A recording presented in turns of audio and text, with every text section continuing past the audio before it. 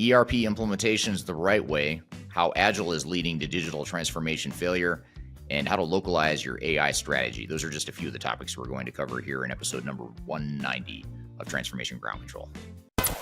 Welcome to Transformation Ground Control. Ground Control. The podcast that covers everything related to digital transformation. This podcast features technology agnostic and international discussions related to digital strategy, software selection, implementation, change management, business process optimization, and everything else you need to know to make your digital transformation project successful.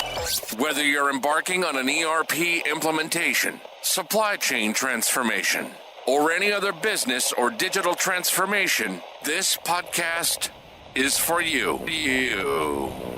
Now, here's your host, Eric Kimberling. 5, 4, 3, 2, 1.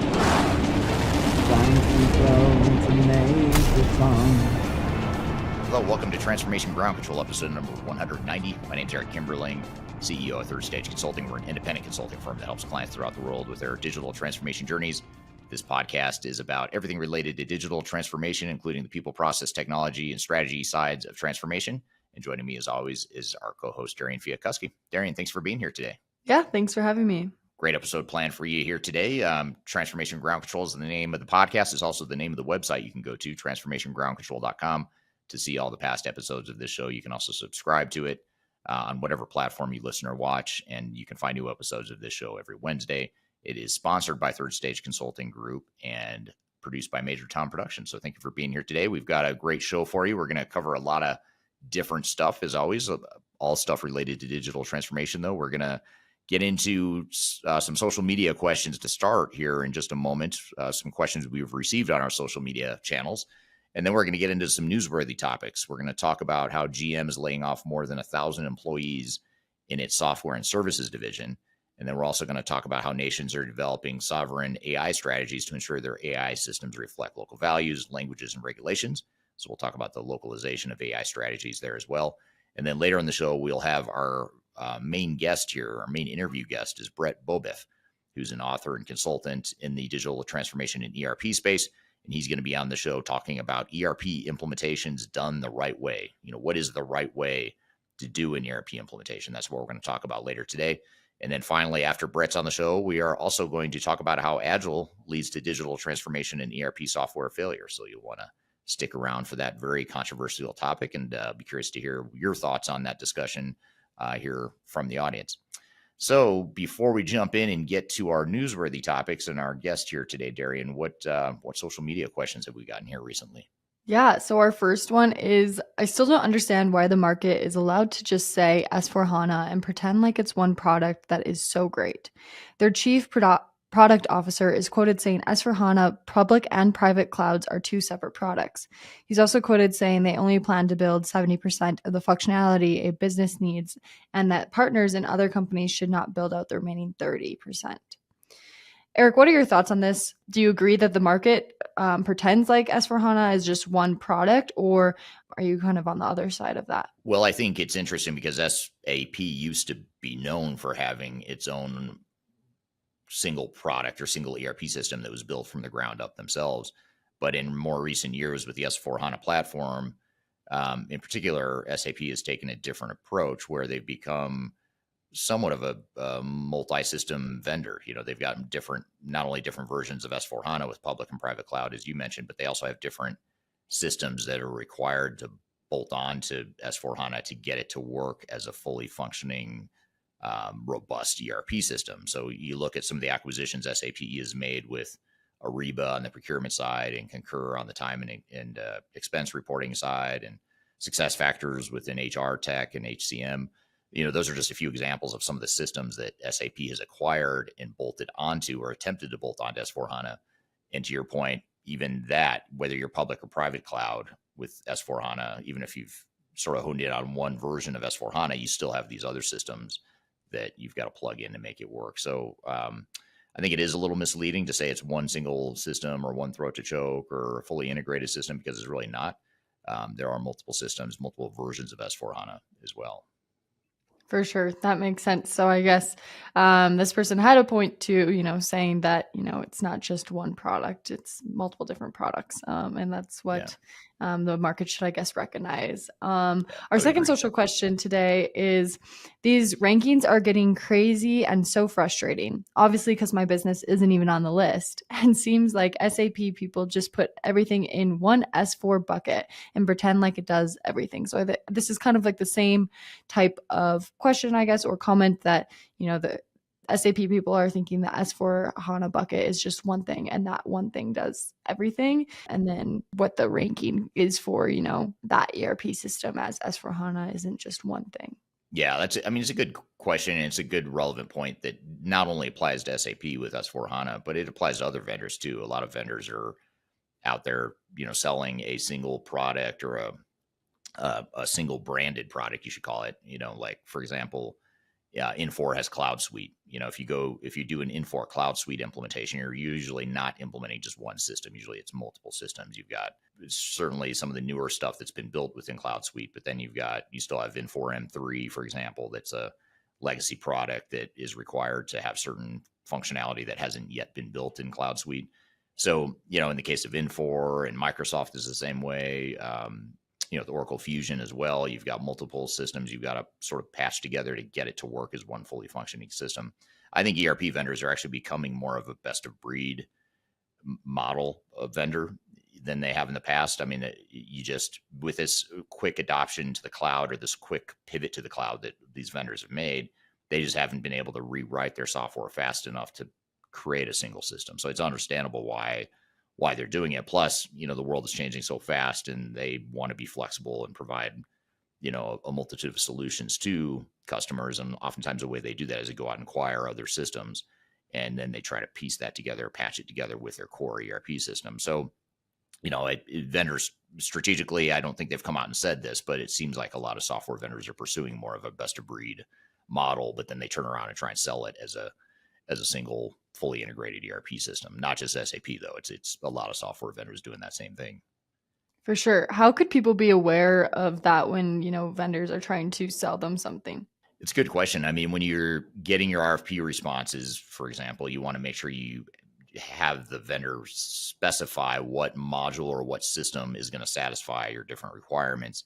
And certainly when you get demos from the vendor, you'll want to clarify whenever a demo is switching between products or showing different bolt-ons or modules that you may not be aware of, you just want to make sure you're asking those probing questions to understand what you're being shown and what system is required to support what you're being shown in a demo. So those are two different ways in the RFP responses as well as in the demos. You can be clarifying with the vendors, what system is it that you're showing me and selling me, so I know, what exactly I'm getting or being offered.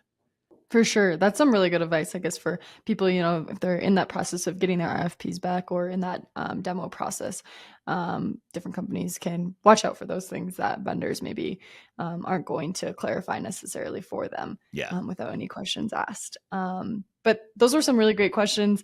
I know in the future we'll probably have really a lot more great questions as well, but I'm excited to get into the newsworthy topics today. Yeah, I've got a couple of them that you're going to get to here in just a moment. We're going to talk about GM and its recent layoff within its software and services division. And then we're also going to talk about AI strategies to localize your AI technology to reflect local values, languages, and regulations. And then later, after we get through those newsworthy topics, we'll have Beaubouef on the show, who will be on to talk about ERP implementations done the right way. We'll talk about what the right way means and what you can do to ensure that you're following some of these best practices and key success factors in your ERP implementation. And then finally, after Brett's on, we'll also talk about how Agile leads to digital transformation in ERP software failure. So be sure to stick around for that. We've got a lot more to cover. But first, we're going to take a quick break. We'll be back with more Transformation Ground Control.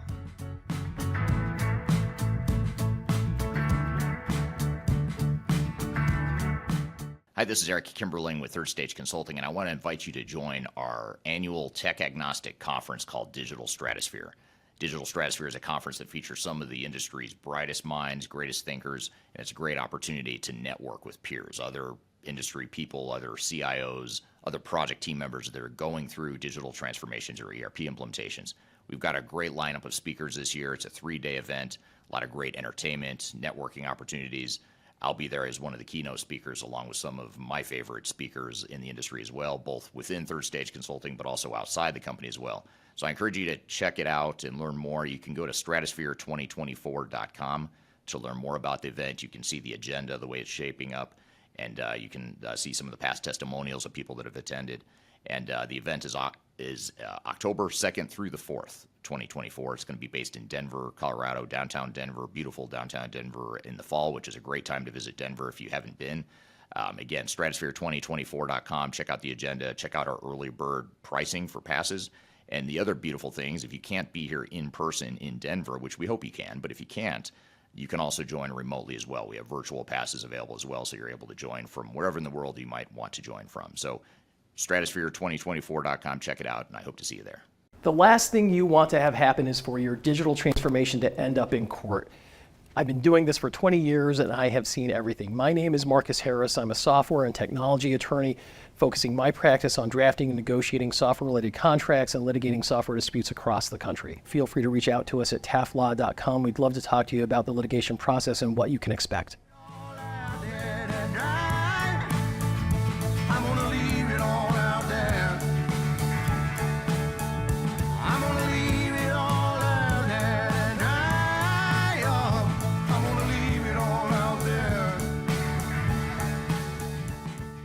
Hello, welcome back to Transformation Ground Control, episode number 190. My name is Eric Kimberling. I'm here at Darian Chwialkowski. You can find new episodes of this show every Wednesday by going to transformationgroundcontrol.com. So you can also see past episodes of this show too at transformationgroundcontrol.com. The show is sponsored by Third Stage Consulting Group, which is an independent consulting firm that helps clients through their software selections and implementations.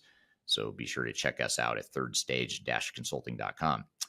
So you've got a couple of newsworthy, interesting topics here for us, Darian. What have you got in store for us?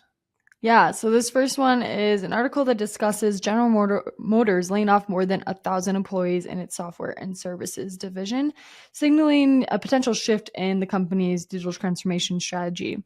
The reason this is kind of a big deal is it's interpreted by the industry observers as a sign that GM and possible other enterprises are reconsidering their approach to software development and leaning more towards outsourcing rather than maintaining large in-house teams. So maybe they're starting to see this, micro trend of these large companies starting to outsource a lot of these things rather than having, a large in-house team. Eric, what do you think are long-term implications of GM's decision to lay off software workforce in favor of outsourcing, and how might this affect their digital transformation goals? That's a good question. I mean, I think there's a couple different ways to look at it. I mean, one is that by eliminating staff and outsourcing, they're reducing their cost structure and their fixed cost structure is decreasing, and now they're presumably spending a little bit more, but more on the more flexible side of the cost equation, to where it's not fixed costs, it's not salaries, they don't have benefits and all that stuff they have to pay on top of it.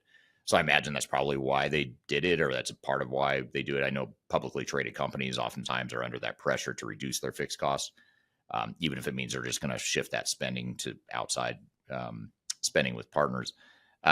So financially, I can kind of see, why they would make that decision. I guess strategically, though, if you think about this, them being a car company that's trying to build a competency like Tesla has, if you look at Tesla and how they've not only built cars that appeal to people, but they've built technology within their cars that people seem to really like, and it's technologically advanced. And I think it's more advanced than most, if not all, car manufacturers at the moment in the marketplace, just based on my opinion and my limited knowledge of the auto industry.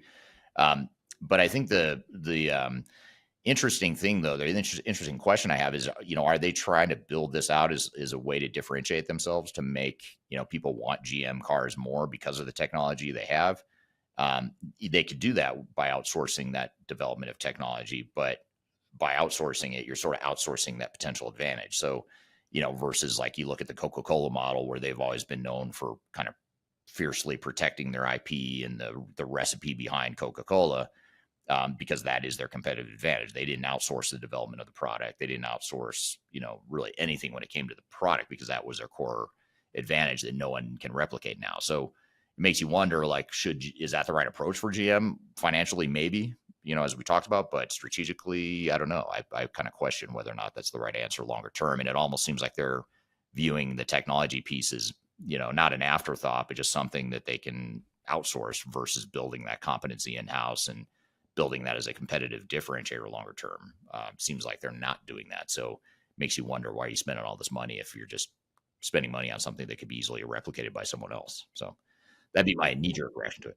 Yeah, it might be a big kind of risk, I guess, compared to, benefit towards the company. They're taking more of a risk by outsourcing, it kind of sounds like. Yeah. But with this also, what do you think, or how do you think other companies might react to this strategy of GM outsourcing versus keeping an in-house team? Well, it could be an advantage, or an opportunity for other auto manufacturers to build this competency themselves, because if they can build it themselves and do it better and maybe compete better with Tesla on the technology side, then you look at someone like GM who's outsourcing it. I imagine there's an opportunity here for another auto competitor to do a better job than what GM might do. So that, again, this is I have no idea what their internal strategy is or how they make these decisions, but just sort of outside looking in, that'd be my thought around it. Right. Yeah. Of course, we can't see what, their thought process was behind it, but we can maybe watch how other companies start to take advantage of this maybe, or what other companies start to do, whether they start outsourcing as well or keeping, bigger in-house teams. Yeah. Yeah, absolutely. Awesome. Well, we're going to switch gears here and go to our second newsworthy article of the day. This article discusses how nations are developing localized AI strategies to ensure their AI systems reflect local values, languages, and regulations. Nvidia supports this trend by launching neural interference microservices, otherwise known as NIM, to help create and deploy generative AI implementations tailored to specific regions. These services include language models trained on local data like Japanese and Mandarin to enhance cultural and linguistic accuracy. The move is part of a broader global push for AI infrastructure that aligns with regional norms, with significant investments seen in countries like Singapore, South Korea, and France. Eric, what do you think of NVIDIA's NIM that will have adoption in AI regions like Asia Pacific? And will this move by NVIDIA set a precedent for other tech companies? Yeah, I think it will. And I think it's something that we see in the enterprise tech space, even outside of AI. You see companies that want to localize the technologies for local cultures and norms and things like that. Certainly regulatory needs get addressed through that localization. So I think it makes a lot of sense, and I think it's only going to increase adoption by taking some of the local needs into consideration. I think that's just going to increase the adoption more widespread with AI in different parts of the world. For sure. And with that, how do you think these region-specific AI models will influence the competitive landscape between tech giants and AI? Will it lead, do you think, to more collaboration or more competition? I think both. I mean, I think it's an opportunity to increase collaboration between different partners, but I think it'll also open up more competition at the local level. And there's so much money getting dumped into AI right now on the vendor side. So many investors want to invest in AI startups, and the next big thing like Nvidia, people want to be a part of. So, there's a lot of money flowing into the space. So I think there's going to be a lot of startups, a lot of competition, but I also think, to your point, there's a lot of opportunity for collaboration in the space as well. For sure. And with that, NVIDIA's, long-term vision here with these new microservices, how is this a part of a broader strategy to dominate the AI infrastructure market globally? And do you agree or think it was a good move on their part? Well, I think, it's sort of like, it's interesting because they're localizing in a way that's going to give them more scale, it sounds like. So it's sort of like they're accomplishing both sides of the equation. They're creating something that's local and specific to a market, but they're doing it in a way that's going to allow them to scale, which is the beauty of AI. You've got that back end processing and infrastructure and everything they've built. Now, with that massive scale, you can start to tailor it for different parts of the world. And I think it's going to allow you to do both. Yeah, for sure. And I think one thing interesting with this is definitely going to be like the ethical side of it. Because, every region's going to be a little bit different, on their cultural stereotypes and existing biases in certain areas. So, how will AI, be tailored to these specific regions, and what will be the difference between, a region in America versus a region in Asia Pacific region? I think that will be really interesting to see how that kind of develops. But how can companies, ensure these models do not reinforce, existing biases or cultural stereotypes, and kind of stay out of that? That's a good question. I don't know, honestly. I mean, I don't know how AI is going to handle that, because if you think about it, if we're teaching AI as humans, we're teaching AI and making AI smarter, but AI is contingent or it relies on us feeding it information and knowledge. We as humans have biases inherently and that sort of thing. So how you teach AI to sift through and know where to disregard what we're trying to teach them, or what we are teaching them, maybe unintentionally through biases. I don't know. I'm sure there's people much smarter than me that are working on that topic as we speak, within some of these companies, but I don't understand how or if that'll work here in the near future. But I imagine it's something that has to be addressed in order to ensure the accuracy of the system. And then how do you also not go too far trying to eliminate biases? You go so far that you're actually stifling some of the thoughts or some of the creativity or differing viewpoints or whatever it is. How do you not stifle that part of learning within AI too? So I'm not sure how you find that right balance. I think that's going to be a tricky proposition for these AI vendors. Yeah, for sure. It'll be interesting to see, how that develops, especially in localized areas, and, third stage being all over the country in APAC and EMEA and US. It'll be, or, North America, it'll be really interesting to see, what we're hearing from clients, specifically all around the world. Yeah. Yeah. And if if you work for an AI vendor, if you have answers around this, I'd love to hear your thoughts too from the audience. If you know how, or if you have opinions on how you think vendors should be handling that side of things, as far as biases, localization, cultural nuances, all that stuff. I'm curious to hear the audience's thoughts here, because this is all kind of new to me too. So it'd be interesting to hear what you guys have to say too. Yeah, for sure. Well, good. That's good stuff. Thanks for sharing those two newsworthy items. Those are both things I was not aware of until today. So thanks for sharing that stuff. And we're going to continue the learning journey here today as we learn more about digital transformations. We're going to shift gears and bring on our first guest here after a quick break. We're going to bring on Beaubouef, who's going to be on the show as an expert in the space. He's an author. He's a consultant. He's someone I've worked with for probably 12 or 15 years now, is when I first met him a while back. So we've both been in the space for a long time, and he's going to be on the show talking about ERP implementations the right way, what makes an ERP implementation done the right way, what causes failure if you don't do those things. That's all the stuff we're going to talk about here in just a moment. And then after Brett's on the show, we're also going to talk about how Agile is destroying digital transformations, contrary to popular belief. And really look forward to having that conversation here as well. So be sure to stick around. We're going to be right back with more Transformation Ground Control. Just tell me what you've got to say to me.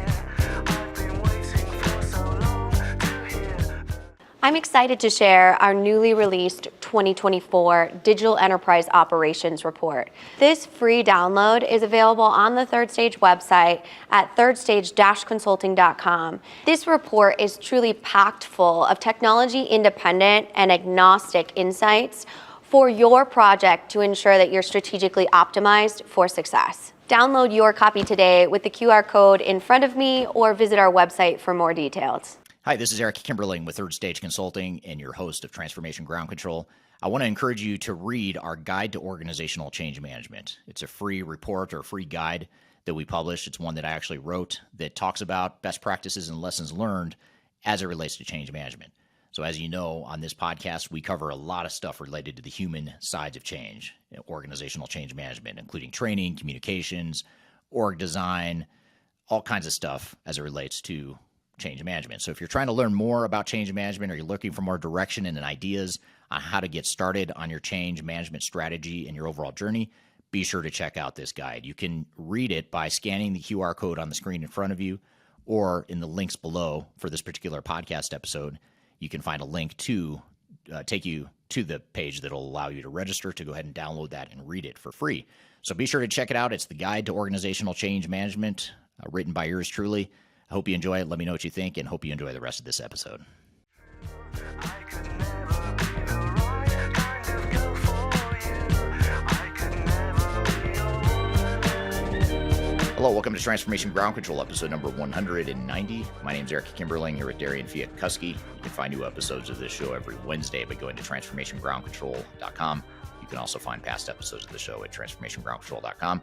And show is sponsored by Third Stage Consulting, an independent consulting firm that I work for. I'm the CEO of, and that consulting firm, Third Stage, does software selection and implementations for clients, everything related to digital strategy. We help clients reach the third stage of their digital transformation journey. So thanks for being here today, and thank you for looking into Third Stage Consulting as well. And I'm excited for our guest here today. Beaubouef is someone I've known for a long time. He's an author, he's a consultant, he's a project manager, he's an influencer, he's all these different things in the space. He's done a lot of good work in the space over the years, and he has a fairly popular and prolific blog out there called ERP Implementations the Right Way, or ERP the Right Way. And it's a blog that I think he started over a decade ago, or maybe close to a decade ago. And you can actually read that blog by going to erptherightway.com. That's the website that contains the blog. He's also published a book. He's been a program manager. I'll let him explain his background better than I can. But with that all being said, to talk about ERP implementations being done the right way, joining me is Beaubouef. Brett, thanks for being here today. Hey, thanks so much, Eric. I appreciate it. Yeah, great to see you again. Great to have you here for the first time on the podcast. And for those that don't know you, though, maybe tell us a little bit about you and your background and how you grew up in this space. Okay, sure, absolutely. My name is Beaubouef. I live in Castle Rock, Colorado. However, you can tell by the accent, I'm not a native Coloradan. I'm actually from Louisiana. I've been up here for the last 25 years. Just love the mountains and backpacking and hiking and all that good stuff. I had the opportunity to start in the ERP industry about 28 years ago. I was actually working for a customer, Texas Instruments. We were doing an ERP implementation of PeopleSoft Release 3. And that was my first taste of doing ERP implementations. Loved it so much. I started becoming a consultant. I worked my way kind of up the food chain.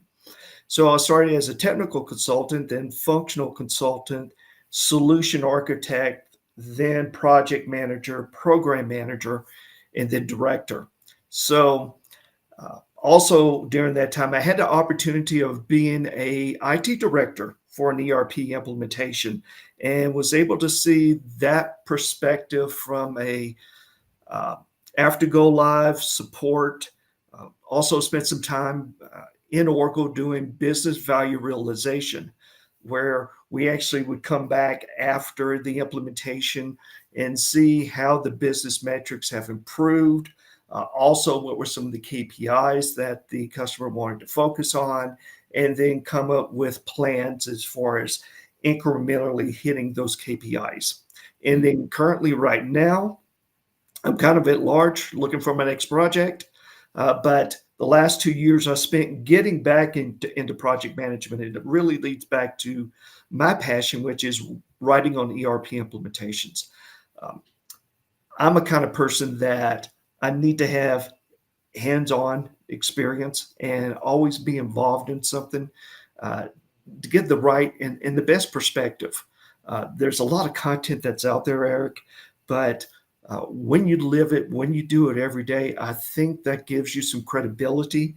I think that helps you to focus on the key critical path of things that you need to do as a consultant. Also, just understand the ramifications of realities that you have to deal with. There is the theory of this is what you should do, but a lot of times it's you got these constraints that you have to deal with and still work within that in order to be successful. So that's Right. a little bit about myself.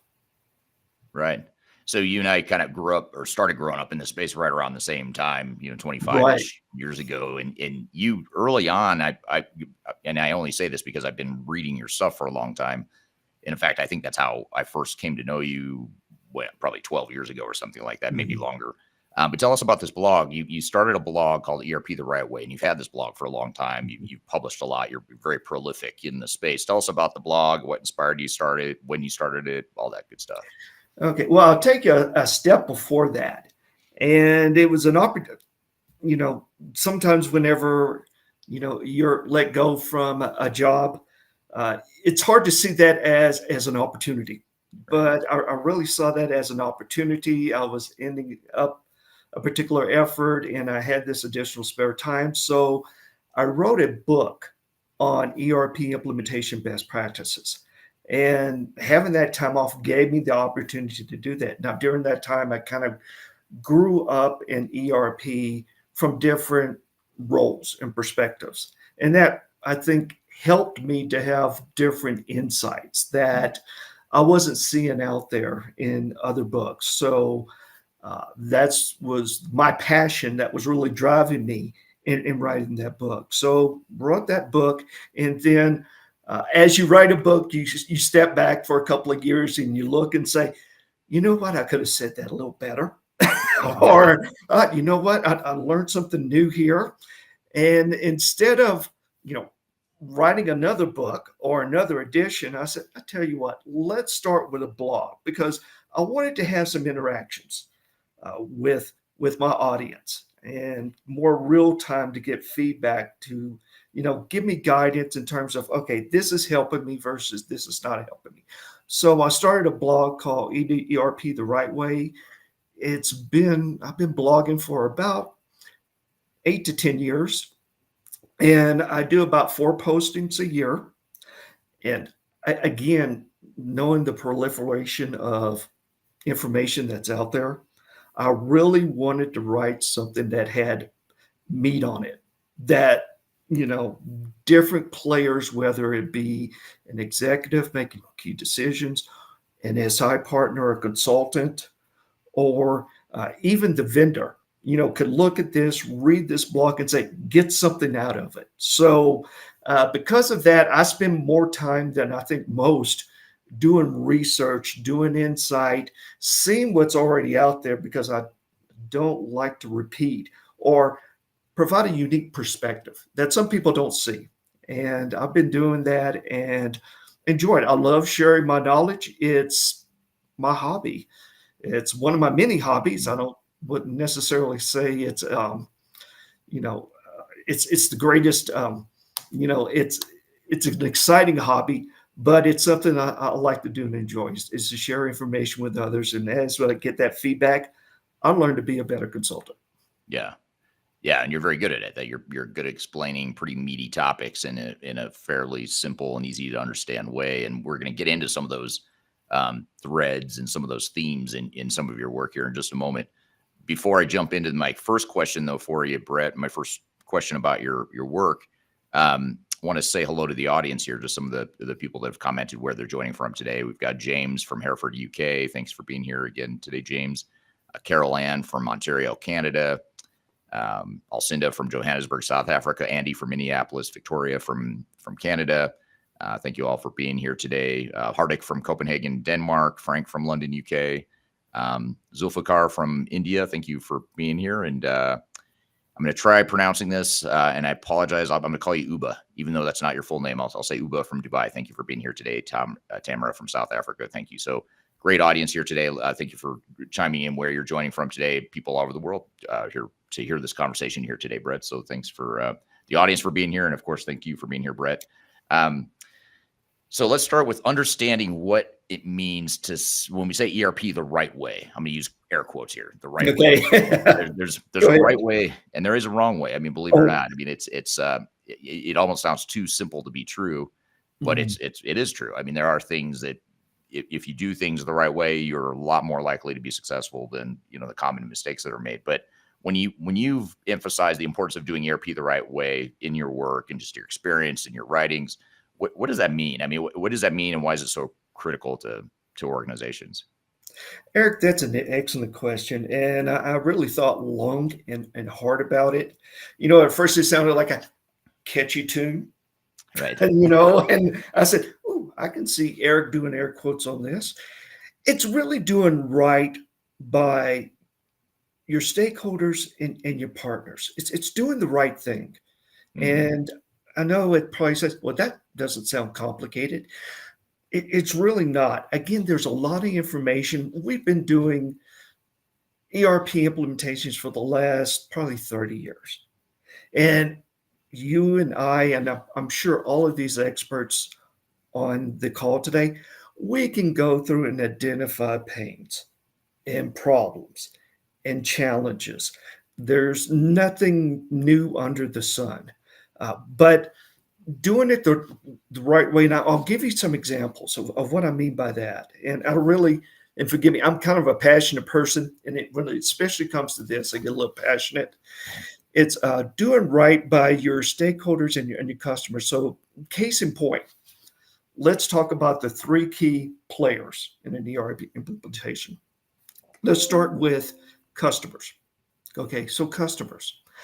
There's still quite a bit of ERP software selections and decisions that are made subjectively, not objectively.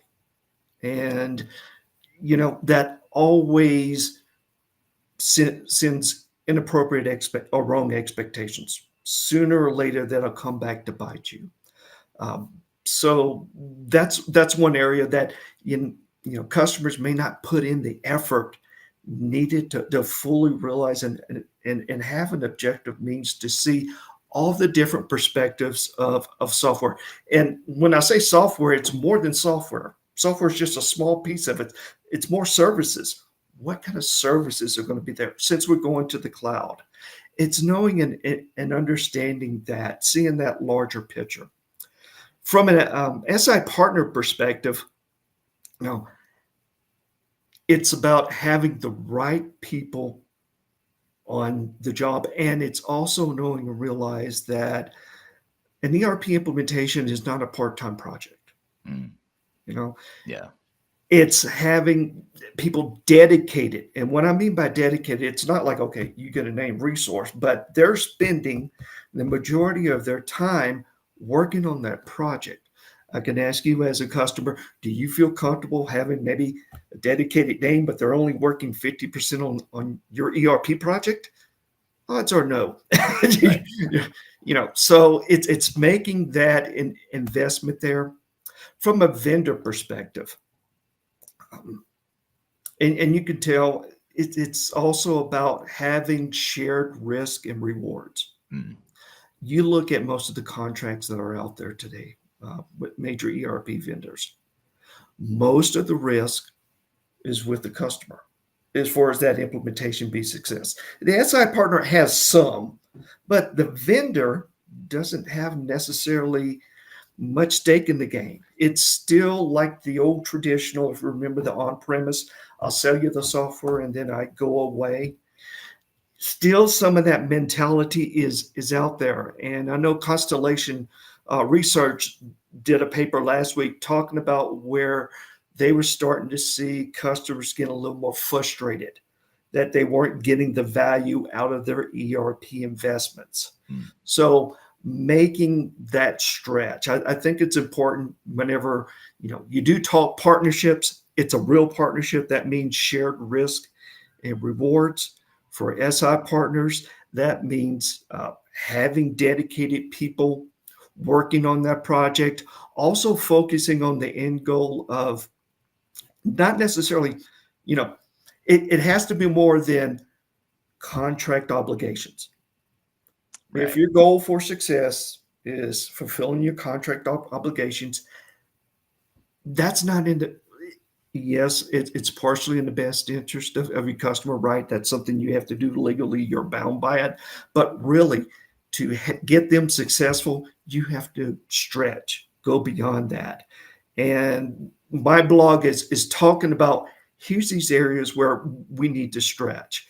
I know a lot of times we feel that there are shortcuts in ERP implementations, especially going to the cloud. There are not. You can have your tools, right?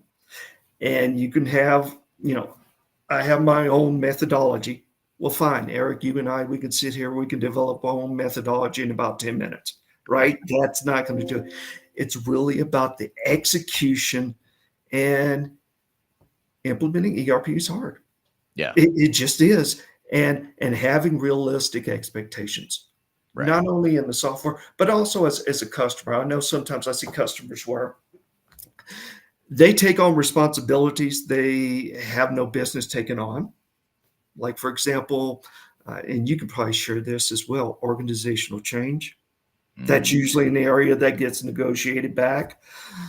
End user training, that's another area. Or taking formal training or making the investment of formal training from the vendor.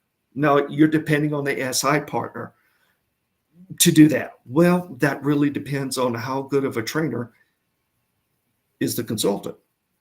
And you and I, we were both consultants and we grew up. I don't remember taking a class on how to train your customer. Right. Exactly. You learn it on the job, right? Yeah. Some are better than others, but it's not repeatable. So knowing and understanding that you need to be realistic with what you can and can't do, and make the investments in order to be successful. I think a lot of people know it. It's that topic in the room that no one likes to talk about or kind of overlooks. But sometimes it's that simple, focusing on those areas, and then execution. Right. It's all about execution. So Yeah. sorry, that probably took longer than what you expected, but No, that's pretty impressive. You could answer that such a broad question in such a concise, set of summarized themes there. And you hit a lot of really good points. I'm here with Brett Beaubouef. We're talking about how to do ERP implementations the right way. We've got a lot more to cover here in the conversation, so be sure to stick around. We're going to take a quick break. We'll be back with more Transformation Ground Control.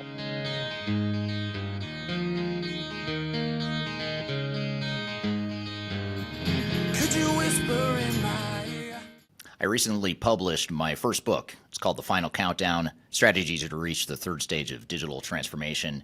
And I wrote this book because I really wanted to find a concise way to share some of my knowledge around digital strategy and how to get started on a digital transformation journey. So in this book, I cover 3 different sections. I cover the people, process, and technology aspects of transformation, with the idea that it's meant to be a starting point, a launching pad for organizations and team members that are going through digital transformations. So I encourage you to buy this book. You can get it electronically, you can get it paperback, or you can get it in hard copy, as I'm holding here in front of you.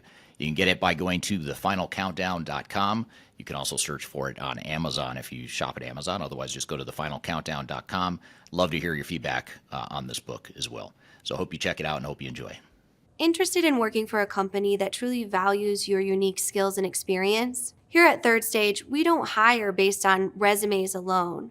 We look at the full candidate, experience, and willingness to provide excellent service for our clients. Within a technology independent and agnostic consulting firm, you have the opportunity to learn across industries with a diverse group of clients. Our consultants also have the opportunity to diversify their portfolio and learn across technology systems. If you're interested in joining a high-growth entrepreneurial organization, please reach out to us at work@thirdstage-consulting.com. Yes, I'll do anything you ever dreamed to be complete.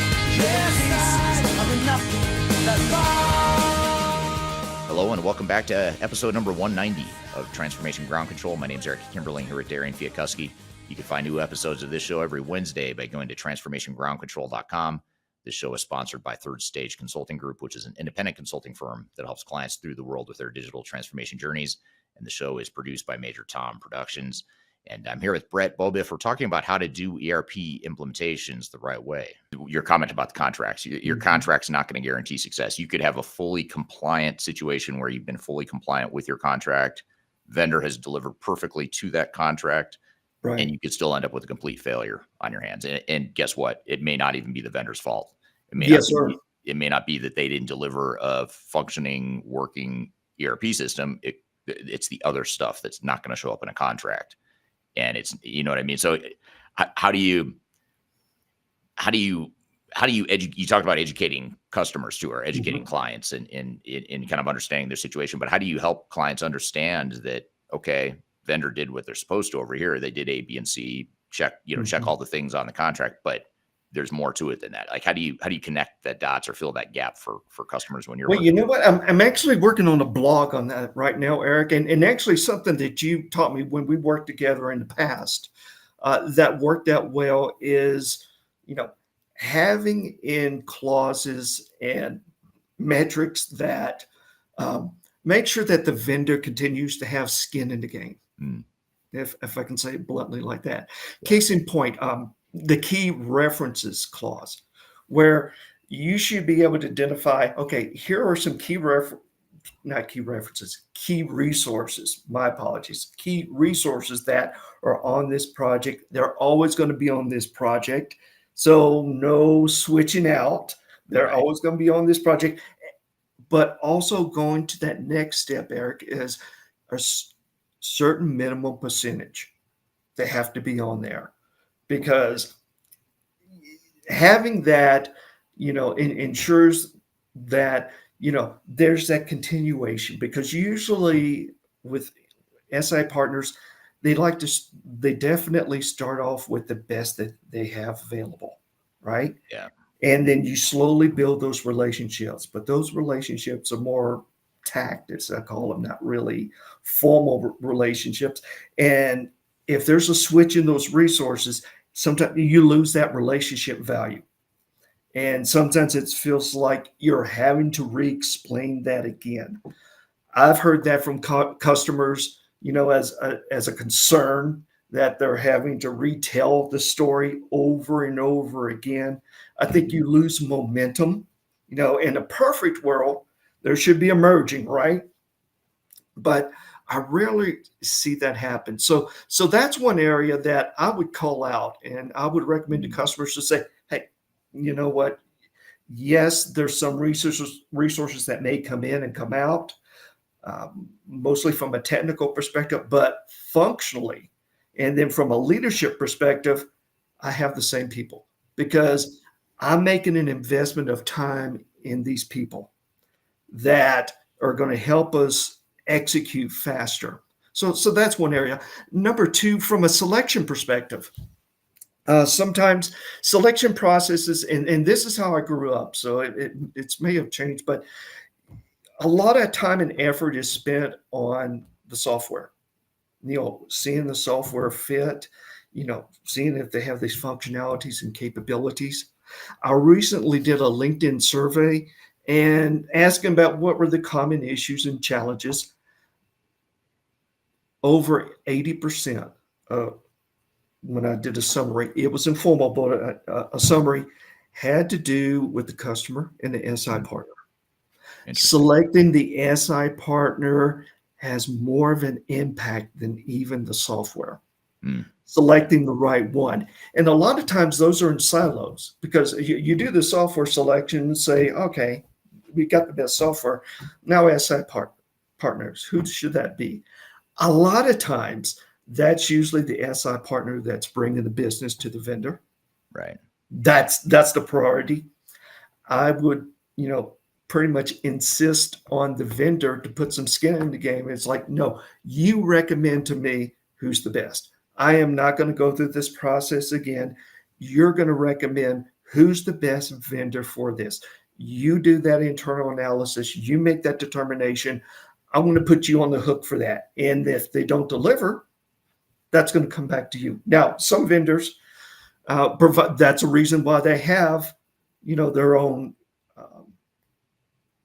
professional services arm, right? So Right. they can be that one throat to choke, but that needs to happen regardless, so building in that dependency, I think is important as well. So that's something I'm working on right now, but making the customer aware and ensuring that everyone is having an active part throughout the implementation. Uh, Right. if not, it's going to be, well, hey, that's your problem. That's not my problem. And I don't think the right approach. Yeah, you get into the finger pointing Yes, blame sir. game at that point. Really well said. And we've got a lot of comments coming in from the audience too, that I want to comment on here or pull up here. Franco from YouTube says, good guest, Dr. Kimberling. Franco's a super fan. Thank you, Franco, for joining us here today. And Uba on LinkedIn says an ERP implementation is not a part-time project. So true. So well said there, Brett. We're getting a couple questions along these lines, and only you can answer this, Brett, or you can answer this, Beth. This is from Carol Ann on LinkedIn. Says, please put the blog name in the chat. Thank you. And there's been a couple of people asking, like, where do I find your blog? So how do people find your blog, just while we're talking here? It's easy. So it's www.erptherightway.com. Okay. I'm going to drop that in the chat as well. Hey, thanks, Eric. You bet. Just so everyone has it here, I'll do. And let me piggyback on that other comment of it's not a part-time project. That's not only a message for the SI partner, it's also a message for the customer. And Yeah. if a customer doesn't have a backfill plan, that's a red flag to me, Yeah. because usually you need the best people from a business perspective to be on that project to help define requirements, refine those requirements, test those requirements. And I have seen, by way of trying to reduce the cost of an implementation, to not have a formal backfill plan and just pile on the work, things will drop. So it's not only Yeah. for the SI partner, but really for the customer, that they need to have a backfill plan and strategy. And if they don't, forgive me for the tough love, but they get what they pay for. Yeah.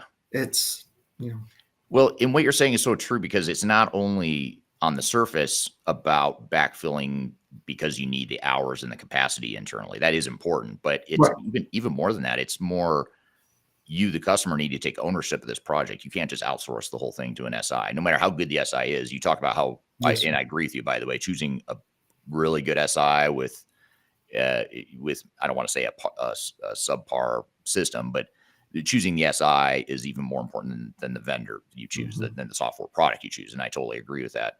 But even if you have the best software, the perfect fit for you as an organization, for the vendor, and for the SI, even then you're not guaranteed success. You have to take ownership. You have to be responsible for making decisions and sort of making sure the project stays on track. That's not really your SI's responsibility, but yet a lot of customers think, well, Brett, you're the expert. I'm just going to sort of defer to you. I'm going to outsource this to you. Just handle it. And it's not, no matter how good you are, you're not going to make this successful. It's the customer that you ultimately has to connect those dots. Exactly. You spot on, Eric. And there's nothing better. You got to have time to transfer ownership or generate that ownership. If they don't have the bandwidth, if they're not spending the time getting their hands on, they're not going to own it. They're not going to adopt it. And that's a good segue, because another key area, because one of the questions that you asked that also got me thinking was, what is some of the, challenges and downfalls with ERP implementations? And I said, oh goodness. When I looked at it, Eric, I'll be quite honest, I said, oh, good grief, Eric, we could just We go spent the whole to time on chat GBT and do a lookup and talk about it. But let me give you a different perspective. Adoption. Well, it's acceptance, Sure. adoption, business results. There's a direct relationship between those three. And if you don't have that adoption up front, you're not going to get that acceptance, and then you're not going to see the business results that you want to see. Case what we talk about top down ownership, right? Right. I feel that we also firmly feel and believe that we need to have bottom up. You think about who has the most impact on ERP implement success once it's live. It's not the executives, it's the end users. Keying in the information, leveraging and using this system correctly or incorrectly, right? they're going to have the largest long-term impact. So it's important that you get them involved sooner rather than later. So if you're not involving your end users until traditionally it's usually done during user acceptance testing, that's too late in my opinion. Yeah. You need, and I work with this one customer and their IT organization, and their informal motto was build it and they will run. Yeah. Instead of they will come, they will run. And they say, Brett, but it's because users want involved. When people have an opportunity to provide input, it slowly starts building some of that adoption and acceptance. Now, you need to craft that because you can't meet all their needs. You're going with commercial off-the-shelf software package, right? But kind of tailor that and structure that, make them feel part of the project. It's more than just one-way communication. It kind of has to be both way. But that takes a lot of work, a lot of coordination, a lot of effort. A lot of people are just not willing to do that because of the effort and time that it takes. However, when I've done it, I've been very successful. People knew what they were getting and what they weren't getting. They may not be totally happy, and that's okay. Right. But from what their expectations were, they knew what that getting, as well as number two, how to be successful with what we were providing them. Right. People want to be successful. And if there's a gap, there's lack of information, they're not going to fill that. And they're going to start gravitating towards fear, but also look at what I lost versus, yes, you're losing some functionality capability, but what you're gaining far is going to outweigh that. And I think people are not experiencing the true value of cloud ERP with the rapid updates because they're still focused down here and Right. not looking at that bigger picture. And SI partners, as well as the customer executives and ownership, have a huge part in setting that perspective and that expectation. Yeah. I want to come back to that thread here in just a second. I'd talk about leadership a little bit more. I have a follow-up question for you on that, Brett, but I want to get to the couple audience comments and questions here. Okay. This comment here on YouTube is from William. Will says, so they can be that one throat to choke is the quote of the year. So Will agrees with the single throat to choke. He likes that idea. That's always a good one. That's almost as good as your, my favorite quote so far, I have to be honest, is build it and they will run. I've not heard that before. So that's my favorite for this conversation so far. But Carlos on LinkedIn says, so true and applies to all businesses involved impacted by the implementation. I'm here with Brett Beaubouef. We're talking about how to do ERP implementations the right way. We've got a lot more to cover here in the conversation, so be sure to stick around. We're going to take a quick break. We'll be back with more Transformation Ground Control.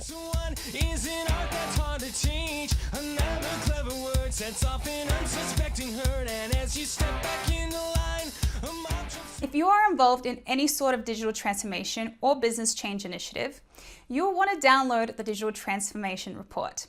With its comprehensive overview of business and technology trends and best practices, this report is a must-have guide for any transformation project or executive team. Download this free report by visiting Third Stage Consulting at thirdstage-consulting.com. You can also visit our website to learn more about us or download independent reports, videos, and other best practices. Again, visit thirdstage-consulting.com today to learn how you can take your transformation to the third stage of success. Are you looking for ways to promote your product or service to enterprise technology decision makers and influencers throughout the world, like the ones who listen to this podcast? Major Tom Productions creates media, events, and influencer marketing for B2B technology providers. Our productions are exciting, educational, disruptive, and effective. Most importantly, they create results. Our content is unlike any other in this industry, engaging, influential, and trusted by technology buyers and influencers throughout the world. Each month, our productions reach hundreds of thousands of targeted buyers and decision makers who trust and engage with our honest and tech-agnostic content. With long tail, viral results, and engagement with our content, Major Tom Productions provides a way to reach your target market and create awareness, calls to action, and a connection with potential customers. So, collaborate with us today. Learn how we can feature your product or service on podcasts such as Transformation Ground Control, Journey to S/4HANA, and Journey to Dynamics 365. We can also feature your brand on our YouTube channel called Digital Transformation with Eric Kimberling, which boasts over 100,000 subscribers and over 2 million video views per year. You can also participate in our in-person events, including our Digital Stratosphere Conference. Contact us today to learn more. We can tailor a marketing campaign that works for you. We look forward to helping more people learn more about and become engaged with your brand.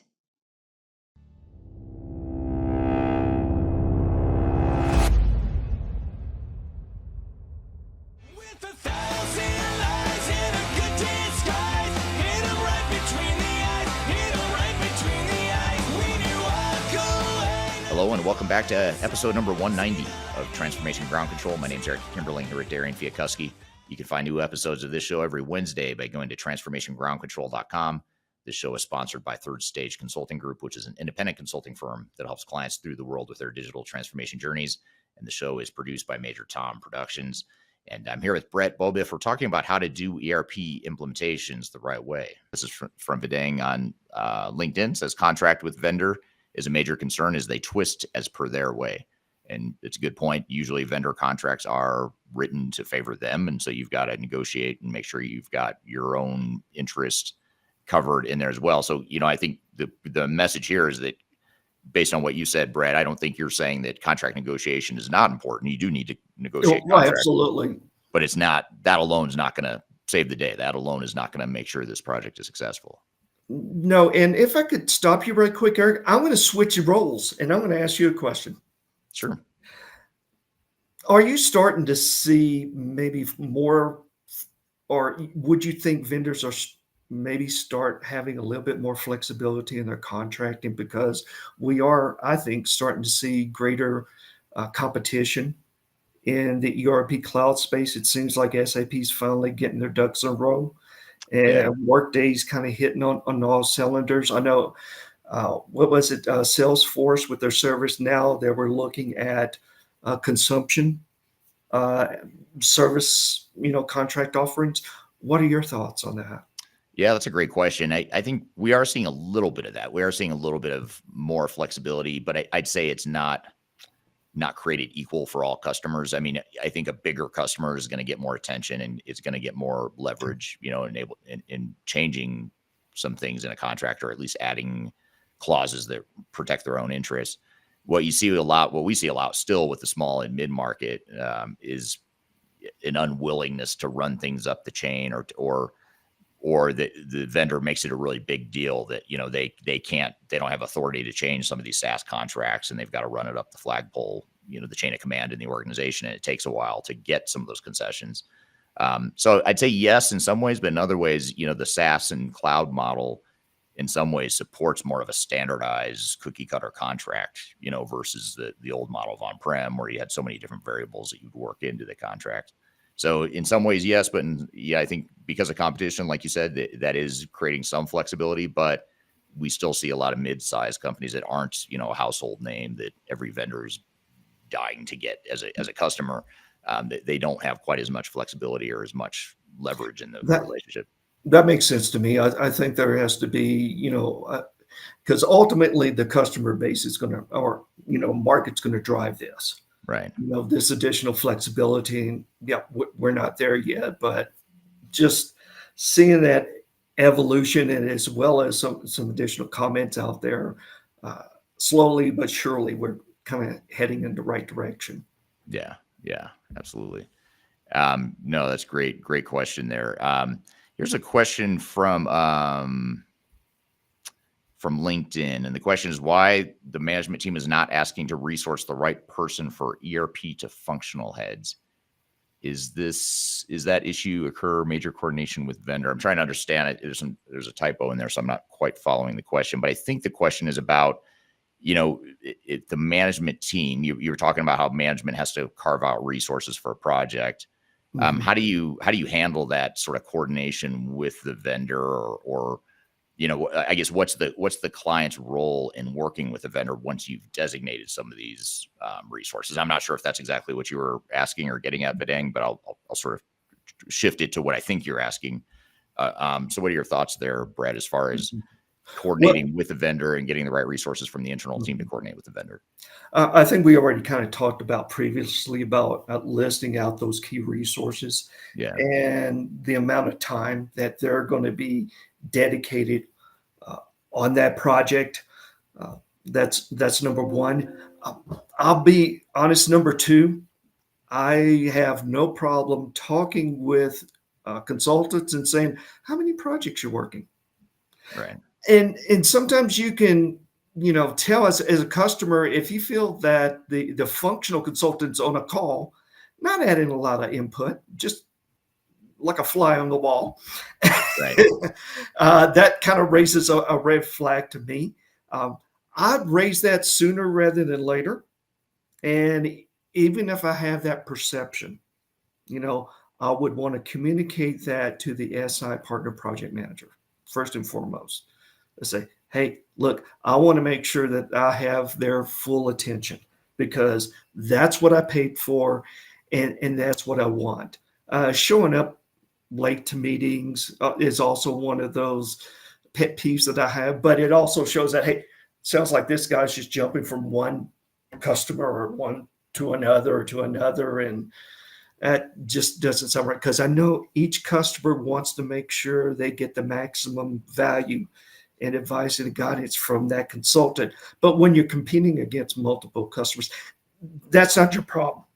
Right. That's the SA partner's problem. And right. they need to manage that. Yeah. Makes sense. So what you've been talking a lot about leadership so far and the importance of leadership and management and providing the right resources and direction for a project. What about for those that are listening here today that are executives on projects? What advice would you give them for, just what they need to be thinking about as they lead an initiative like this? A couple of things. Number one is it's important that you share the vision with your team. And you need to share that multiple times. And I almost think of it in terms of kind of an iterative and progressive elaboration of that vision. Because maybe sharing the vision at the kickoff. This is what we want to do. We want zero customizations. Everyone's bobbing their head, not really realizing what that means. Where that executive has to reinforce that and further maybe elaborate on that. And that's where working with the SI partner, I think, is very important. I know that when I'm working with executives, I'll be honest, there are messages that I need for them to say. I can say it, it just will not mean as much as the executive doing that. Because taking over that ownership, you think that's a natural process. It's not. And the SI partner needs to guide the executive and here's how you take ownership. Here's the messages I need for you to communicate. Here's where I need you to be involved. I need you to make a decision here. Also, I'm going to tell you, what I need and when I need it. And I'm going to expect you're going to provide that. If you don't, fine. Just know that your expectations, you're not going to get exactly what you were maybe thinking of at the beginning. And I know and understand that we live in a world of constraints, but heavily engaged in using the executive and far more than just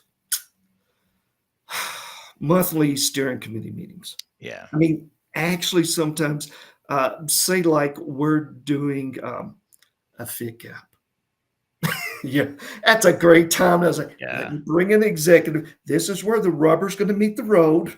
And I'm going to need that executive to say, all right, we said this is what we're going to do, and this is what we need, and then how we need to prioritize things. Because even though you are implementing a highly integrated solution in ERP, a lot of the customer organizations are still functionally or siloed based. Mm. They don't think across the business process. And what might be good for one group may not be advantageous for another group. And sometimes you need to see it across the business processes because that's what produces the results. Those are the things that executives care about, not necessarily the how, but the result. Yes, they very much care about that, and that's what they're looking at. So understanding that, explaining that, also teaching your executives, here's how I need you to help generate that ownership, that adoption, and make those tough decisions is sometimes to be in the muck with us when we're going through this stuff. I think it's very important. And then as a SI partner and as a project manager, I pick and choose. You can't have the executive involved in every meeting. You pick and choose where it's like, okay, this is going to be a meeting that things are going to come to head. Having the executive there and prepping them so that they know the situation, gives you great advantage. It really does. Yeah. Yeah. And it's not as easy as just saying, well, just use the software out of the box, because you just talked about how it could be good for one part of the business, but another part of the business is struggling with whatever, and there's got to be that leadership to either reinforce that, hey, here's why we're going to use the software out of the box. I know this is a big change, but here's why we're doing it. That's part of it. But then there's also, executives do have to make the decision at times, like, do we want to customize? Because it's not ideal. We said we were going to do a zero customization policy, but that's not always realistic. And it may not be worth watering down our business processes or our competitive advantage just because the software doesn't do it the way we want to. So maybe that sort of leads into another question or a can of worms, depending on how you look at it. But the whole customization versus standardization, how do you see organizations balancing that need or want to maybe customize just that one little piece of the software that doesn't quite do what we want it to do versus, just using the software out of the box and, adapting and conforming to how the software works? That's a hard topic. It really is. And let me share with you. I'm not going to answer it. No, I'll answer it. No, because it needs to be answered. It does. It does. And it's part of I think an SI's responsibility. You need to challenge requirements. Yeah. Again, the SI partner is going to be in a better position of knowing, how to best leverage the software out of the box. Again, you have some historical decisions and philosophies that you're dealing with as well. Say on-premise implementation that you need to deal with. A couple of things I need to do. First of all, to challenge the customer, I have to get permission. Right. Unless I'm like Eric, I'm world renowned. I'm a big thought leader. People listen to me. Typically, that's not it. I have to build a relationship. But once people figure out that you care and you want them to be successful, more apt they are to listen to you. So that's number one. Number two, make it objective, not subjective. Yeah. Right? Passions are usually involved in customizations. But if you can take that discussion, make it objectively and say, all right, here's the business value. Here's how much it's cost, total cost of ownership. It does take additional work and hustle. That's getting back to ERP the right way. Right. This is not meant to be easy. But if you make that investment, I think you provide more relevant information for an informed decision. Third, never make a decision in a silo. What I mean by that is raise the visibility. So when decisions are being made, it's across a business process. That always means that there's multiple stakeholders involved. Sometimes the best pressure is peer pressure. Mm-hmm. And because definitely their colleagues, they have been given the right kind of challenge. And they also have the responsibility to challenge and make a decision in that kind of framework. Ultimately, it's the customer's decision. Your job is to provide the method, that they have a structured approach, that they look at all the angles and make a decision. They still might make a decision where it's personal. And it's like, hey, executive said this is what they want. Fair enough. But this is what you're getting. And here's the impact. You own it. But it's our job to make sure they go through that due diligence. Yeah. That's how I try to approach it, because it's, some consultants might come in and say, it's not best practice, and that can create some resistance depending on the relationship and how it's positioned. I like to take the more scientific approach and say, okay, here's why it makes sense to either have a customization, and definitely customizations as it comes to revenue generating. All for it. Right. ERP has best practices, which I know I think you talked about it last week. Nice little buzzword that's out there. All that means it's common. Right. It has no competitive practices. Who would share their competitive practices? So there is a legitimate need for customizations that you need to consider. But, those are some sites that I leverage and use to kind of determine, this is going to make them more effective and build a better customer relationship with their customers. This makes sense. Yeah. I'm here with Beaubouef. We're talking about how to do ERP implementations the right way. We've got a lot more to cover here in the conversation, so be sure to stick around. We're going to take a quick break. We'll be back with more Transformation Ground Control.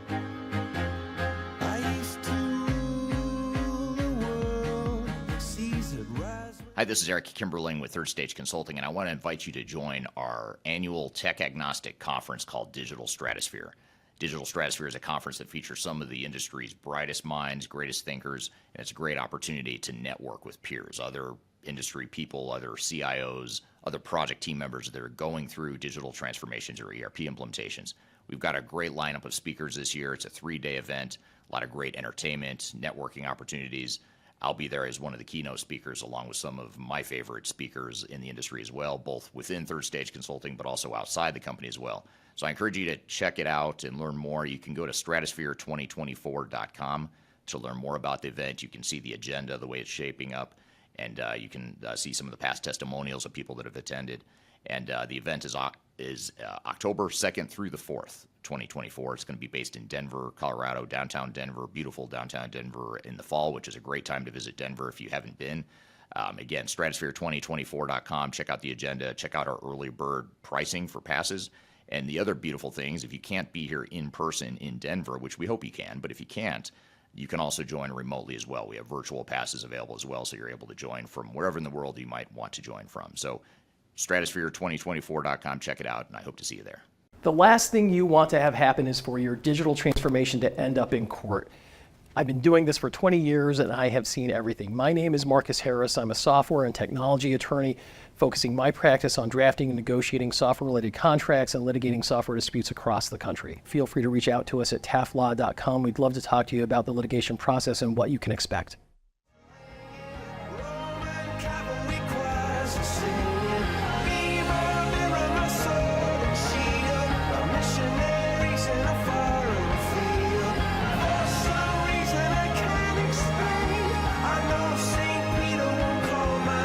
Hello and welcome back to episode number 190 of Transformation Ground Control. My name is Eric Kimberling here at Darian Chwialkowski.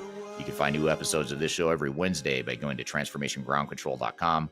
This show is sponsored by Third Stage Consulting Group, which is an independent consulting firm that helps clients through the world with their digital transformation journeys. And the show is produced by Major Tom Productions. And I'm here with Beaubouef. We're talking about how to do ERP implementations the right way. There's so much noise around this concept of customization. In what I mean by that is, first of all, on one hand, you have vendors and consultants who say, hey, don't customize. It's a bad thing. And I think we all understand why it's a bad thing or why it can be Right. difficult, because it's, it's changing the software to do something it wasn't built to do. You're introducing risk, upgrades become more difficult, testing, you've got to test all this customization stuff. So it adds time and cost to a project. It adds risk. But to your point, there are things that there are times where you do need to customize because to your point, it's a competitive advantage and you don't necessarily want the way the software is built because you have Right. Or secret number sauce. two, it's a compliance issue. Yeah. You don't have a True. choice in, Yeah. and you got to do it. And then, if you are doing a customization, that's when I would bring the vendor back in to say, hey, look, I expect you to handle, Right. These, compliance Yeah. and best practices. So, how can we share that risk since, yeah. it's a true gap? Well, and so you've got to, when you get these customization requests on a project, you've got to sort of decipher or segment the customization request Right. or the demand to customize. So you're going to have, on one hand, you're going to have just resistance to change. People just don't want to change. Therefore, they want to customize the software. That's, to me, different. Like, you set those aside and say, okay, those we're not going to customize. Those aren't based on best practices. It's probably not revenue generating. It's just Right. we as an organization are resisting change. That's okay. That happens, but let's overcome the resistance to change, not change the software. So that's one bucket. Then you've got this regulatory stuff where you just have no choice. You've got to do it. And then you've got this other third bucket, which I think is a little bit more difficult, because this is where you say, okay, this is a competitive differentiator. It is revenue enhancing. It does give us a leg up, and it might be worth us introducing risk and time and cost to the project, knowing that we're going to get more value. And that's the hard, back to your leadership Yes. comments. That's where the leadership has to come in and say, we are willing to take on these risks. We understand the trade-offs and we're willing to do it. Here's why we're doing it. You need the executives to make some of those decisions, even though it sounds like a technical decision. It's really not. It's a business No. decision. Oh, absolutely. It's definitely a business decision. Every customization, because business is a risk, Yeah. right? And it's like sometimes taking the risk is worth it, especially if it's going to give you a larger customer base. But Yeah. always business, you lead with business, and then the technology is just more about the how. Yeah. Yeah. And you have to understand that even if you do decide to use the standard off the shelf software without customization, there's risk with that too. And I think a lot of Yes, times sir. we erroneously think, well, there's no risk if we do that. No. There is risk, because Right. now you're talking about, you're imposing more change on your organization. So there's change management issues. You might be watering Absolutely. down some of your past processes. You might have processes that work better in your highly customized environment than they're going to work in the new system. It might be Mhm. less efficient. And you have to make those trade-offs to say, well, that's okay. We're willing to be a little bit less efficient in this one part of our business, knowing that we have a system that's going to make us more efficient overall as an entire organization. And those are the types of business decisions that we oftentimes overlook, or just assume that it's a one size fits all answer of just don't customize. Yes, sir. Well said. Yeah. Yeah. And then just to piggyback here, one comment from the audience on this thread too. This is from Uba on LinkedIn. Uba says, customizations aren't always bad. Done right in the right context can be essential for the success of the project. And yes, there's risk with that, but you're right, Uba. It could be that the risk makes sense and there's more benefit than risk here. Tom on LinkedIn, Tom says, really enjoying discussion around customizations and the role normal change resistance plays. Thank you for that. Thank you. Here's just a kind of a general comment, and I'm curious to see if you have any thoughts here, Brett. But this is from Vidang on LinkedIn. It says, changing the processes again after the first trial is a sign of further trouble for ERP implementation project ? So I guess here is, do you see that a lot where customers are changing their processes, changing their requirements, not really sure of what they want to be when they grow up, and that, how often does that end up leading to difficulties or delays on a project? That could be a key concern. Usually what I do, and I try to minimize that as much as possible. When I work with customers and I make recommendations to them in terms of, what to implement, I tell them to implement at their current business model maturity level. I'm a firm believer that technology by itself doesn't create maturity. So first and foremost, that's part of my driver in terms of why. Evolving requirements, like a net new process, evolving requirements, very hard to nail down. Usually the approach I take for evolving requirements is I kind of do reverse engineering. So because the customer may not know what they want, I'll say, what kind of results do you want? And then slowly, trail back to, okay, what are the features that support that? But that takes additional time versus, I would say, a traditional requirements, kind of front-driven requirements approach, because people don't naturally think that way. They think the other way, give me the requirements and here's the results. It takes a little bit more effort, more time. Is it doable? Absolutely. But I try to minimize that as much as possible. And then number two, take the right approach, because your commenter is absolutely right. You might get a set of requirements. Here's the results. I don't like that result at all. Right. That's totally off. And that can really slow down a project, as well as there's so much other stuff that's changing as far as organizational change and risk inherent with just a ERP implementation where you're at today. I see that as maybe too much risk of, hey, you know what? I'll tackle that in a future project. First, I got enough change to worry about. Let's get this down. Let's get this solid. And then let's build upon that. Unfortunately, there's still that mentality with customers that they had, say, if you recall back with the on-premise, Eric, where customers feel either I get it in the first implementation or I'm never going to get it. Right? Yeah. So I'm going to ask for everything. And the beauty of the cloud is that, hey, you get frequent updates. You're going to, versus the traditional, okay, every 18 months you get an update, then I have to go through that effort. Then they'll be ready for me to implement the new stuff that they need to implement, or what I need is in this update, and it takes more time. Now it's more readily available, and customers need to see the longer game and be empowered and enabled for that longer game versus trying to get everything they need in the initial implementation. That's the beauty of the cloud is that it's ongoing, that, from a technical perspective, you're always up to date. Right. And nothing's stopping you from a technical perspective in pursuing new functionality versus an on-premise. That mindset, I think a good SI has to educate not only the customer from a business perspective, but also from an IT perspective, to say, hey, you have more flexibility now than what you did in the past. So, right. Yeah, that makes total sense. Here's a question that I think is worth noting, just building on what you were just saying, Brett. This is from Mary on LinkedIn. Mary says, do you start with an MVP? And for those that don't know, MVP is a minimum viable product. And you were just talking about how things are different today, Brett, than they were in the past with on-prem, where you almost felt like you had to get everything crammed into one big bang phase of a project. Do you see this MVP concept working well in cloud ERP implementations, or how do you see MVP, the concept of MVP, fitting into projects? Mary, that's an excellent question. One of the areas that I like to research and actually know and understand, as we went to the cloud, all of a sudden everybody became agile overnight. Right. And funny how that works. And it's agile. It's all agile. And MVP is kind of one of those concepts, because one of the value propositions that you get with Agile is that it's faster.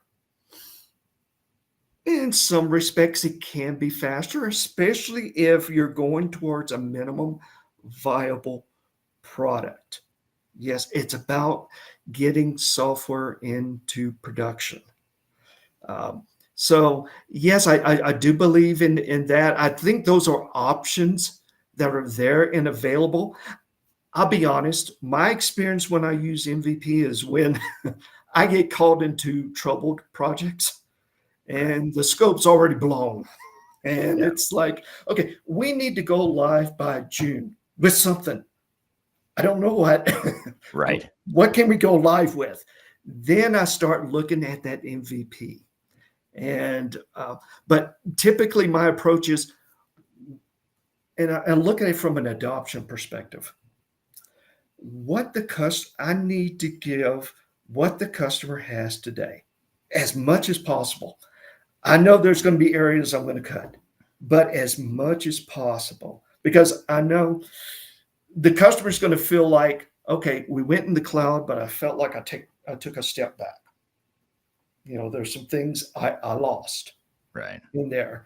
I want to minimize that as much as possible so I can get that adoption and acceptance. Also, number two, the faster I can start getting them towards adopting new functionality, because that's going to be the value. That's where the ROI is really going to kick in. So MVP, absolutely. I just use it as a concept in planning to provide as an option, especially if the customer says, hey, I purchased, and I had a customer like this, they purchased Oracle Cloud 2 years ago, but they haven't done anything with it. Now they're getting charged, and all of a sudden they got their ducks in a row, and it's like, we need to go live with something. Our executives are just pounding the table. We need something. Definitely, I use the MVP approach to say, here are our options. This is something that we can go with rapid. Is it going to be everything you want? No, but it gets you a win. And sometimes just getting a win is a good start. Yeah. Yeah. That makes sense. And it's a good way to build momentum, get some confidence in the project, and not bite off more than you can chew right away. It gives you some flexibility there. So sort of looking ahead then, looking ahead to the future here, Brett, what trends do you see shaping the future of ERP implementations, and how should we be getting ready for those trends or predictions that you might have for the future? Well, there's still going to be ERP failures. I was hoping you say they were going to disappear. Yeah, we're still going to be learning the lessons of the past because it's all about execution, Eric, right? And you can have perfect methodology, the right players involved, but if you don't execute, then nothing's going to happen, right? Or you're not going to be successful. I think number two, you're seeing more hype, and you're probably going to, hoopla. Forgive me, sometimes I speak too blunt about AI, right? Yeah. Machine learning, automating, but it's going to have siloed or very limited value. And the reason why is the AI beast requires a lot of data. Mm-hmm. Now, most of these cloud and most of the AI tools and research and capabilities are in the cloud. However, most cloud offerings are not developed to where there's a complete conversion of the customer's data. It's usually the bare minimum, or maybe a little more, just enough to get them in the cloud that they can operate. So because of that and the limited data that they're going to have, they're going to be getting limited value from that. And it's also, comparing that to the reality of, I got these new AI tools, but I can't make payroll. What's going to come first, right? You're going to keep on the lights, and people need to have bandwidth. It's a new technology. It's a new philosophy, way of thinking. Some of it requires training, right? You're going to have to train the AI tool. There's structured learning, which requires structured data, right? The unstructured, which is really exciting, in my humble opinion, is still in its infancy. And that even requires even more data. So bringing that together, housing that data, Also, having the bandwidth to kind of leverage and use those capabilities. It's going to look great, but it's maturing to that point to where you could start using AI. So if you look at, say, my favorite business maturity model is the Kinney model, the capability maturity. You have your different levels. So 3 is pretty much, okay, common best practice. 4 is a little bit more quantifiably managed. 5 is, yes, you have an ongoing cycle. You're actually pretty much doing business process management, Right. constantly. But moving up that, but say like AI is kind of at the level of a maturity level of a 4 or 5. Yeah. So if you're at 2, You're not going to get it done. it's going to be siloed. It's Yeah. going to be very limited. So I think knowing and understanding, it's not only providing the technology, but Mr. Customer, here's how you get there. Right. You're not there yet, but if you lay the foundation, you start grabbing this data, you start building that data, you have these standards that you can be successful down the road. Right. Yeah. That makes total sense. And yeah, it's worth looking past the hype. I know we're all enamored by AI right now, but it's also important to look at, well, how do you actually get value out of it? And what do I need to do to get that level of maturity that you're talking about, which I guess the good news is it forces organizations to do what they should have been doing all along, which is clean up your data and Yes. have good data. So now I think the good news is forcing organizations like, oh, this data thing really is serious. We actually need to clean that up. So maybe there's some good news here. No, absolutely. Absolutely. Yeah. Well, good. Well, thanks so much for being here, Brett.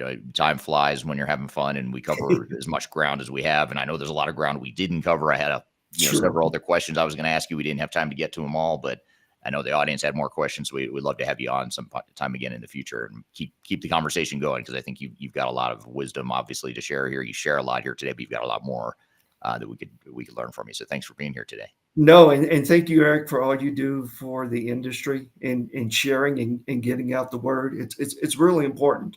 And for everyone who participated on the call today, thank you so very much. And feel free to shoot me a question. I'll be honest, I may not even know the answer. 9 times out of 10, I may not. Right. But definitely enjoy doing the research, pulling things together, and learning.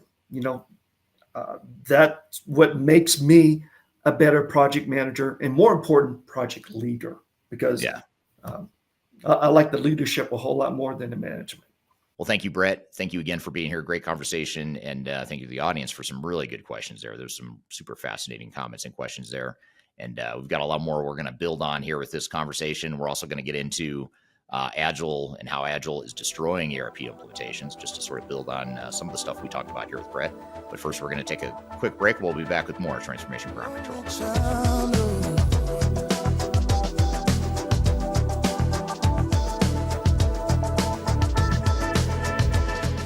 If you are involved in any sort of digital transformation or business change initiative, you will want to download the Digital Transformation Report.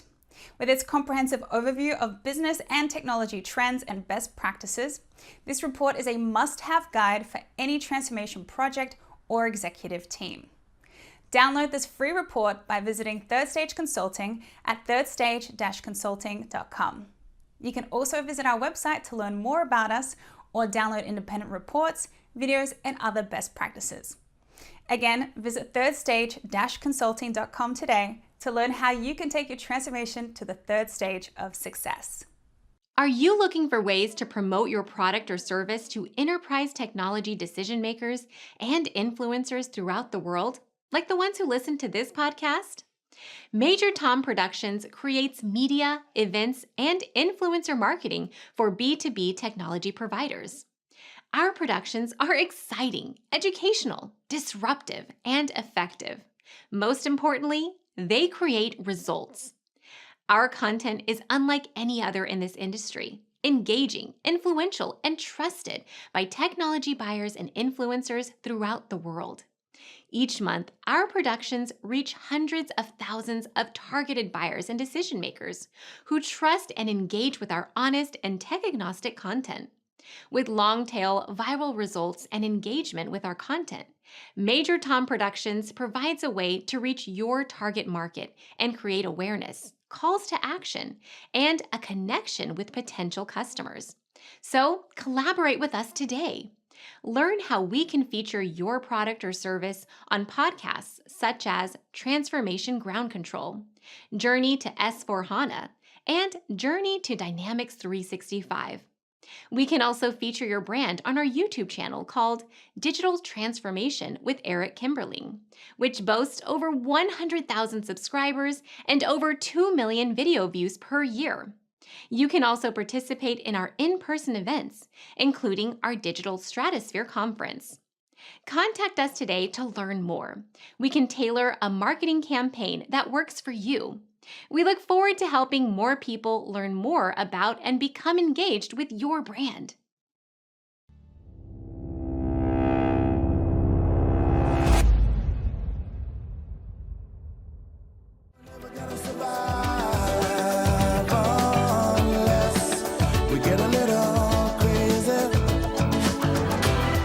Hello, welcome back to Transformation Ground Control, episode number 190. My name is Eric Kimberling. I'm with Darian Chwialkowski. You can find new episodes every Wednesday at transformationgroundcontrol.com. This show is produced by Major Tom Productions and sponsored by Third Stage Consulting. So, Darian, we just had Brett on the show, and we chatted quite a bit about a lot of different things related to ERP implementation success and how to do implementations the right way. What were some of your thoughts and takeaways from the conversation? Yeah, I thought overall, lots of great knowledge that he shared. I think that, his understanding of how to do ERP, the quote unquote right way, adds a lot of value. But I also think, I have some follow-up questions from that conversation. And there was a lot of great back and forth between the audience and you guys there. And I want to know, just, expand on a couple more things that we didn't necessarily get your opinion on during that conversation. So first of all, Eric, what do you believe are the metrics or indicators are most important for measuring success of an ERP implementation? And do they differ from Brett at all? Yeah, that's a good question. We didn't really have a chance to get into that. That was one of a few different topics and themes that I wanted to ask, but we just ran out of time. But it is a good one. It's an important one. And I think, I don't know what his opinion would be or if he would agree or disagree, but I think he'd probably agree. And maybe we have him back on the show to confirm this. But I would say the most important metrics for implementation success are not your traditional typical ones. In other words, I don't think the most important ones are, did we implement on time or on budget? I think those are important. Obviously, you can't run a business and completely blow a budget or completely mismanage a project. But I think the even bigger, more important metric, in addition to that, is going to be the operational impact. So what kind of impact are we having on our business, both positive and negative, as a result of this transformation? And that's the part that organizations tend to overlook. They tend to myopically fixate on, did we implement on time and on budget? And they don't necessarily balance that with, did we deliver value to the organization, or at the very least, did we not screw up the operations of our business? And when you think about how organizations can so easily screw up their implementations and the operations as a result, you think about not being able to ship product, or customers getting irritated with you, or losing customer goodwill, not being able to pay your employees, not being able to close the books. There's all these things that can go wrong if you don't do implementations the right way. And those are the real costs of a project. And those are the hidden ones that end up just completely surprising organizations. But it shouldn't surprise you that, if just because you finish on time and on budget, but the project itself delivered negative business value to the organization, that should never be a surprise. I mean, you should see what's happening and know and anticipate what the real value is. So I think organizations need to spend more time thinking about what happens after we implement new technology. How does the business look? What's the upside? And how do we manage to that downside? Because that's ultimately going to affect ROI more than anything. Yeah, absolutely. That makes sense. And, like you said, maybe we'll have to have Brett back on to see what his thoughts are on that, and if he does agree or disagree, which would be good for the future, I guess. Audience, leave your comment below if you want to hear Brett back on the podcast.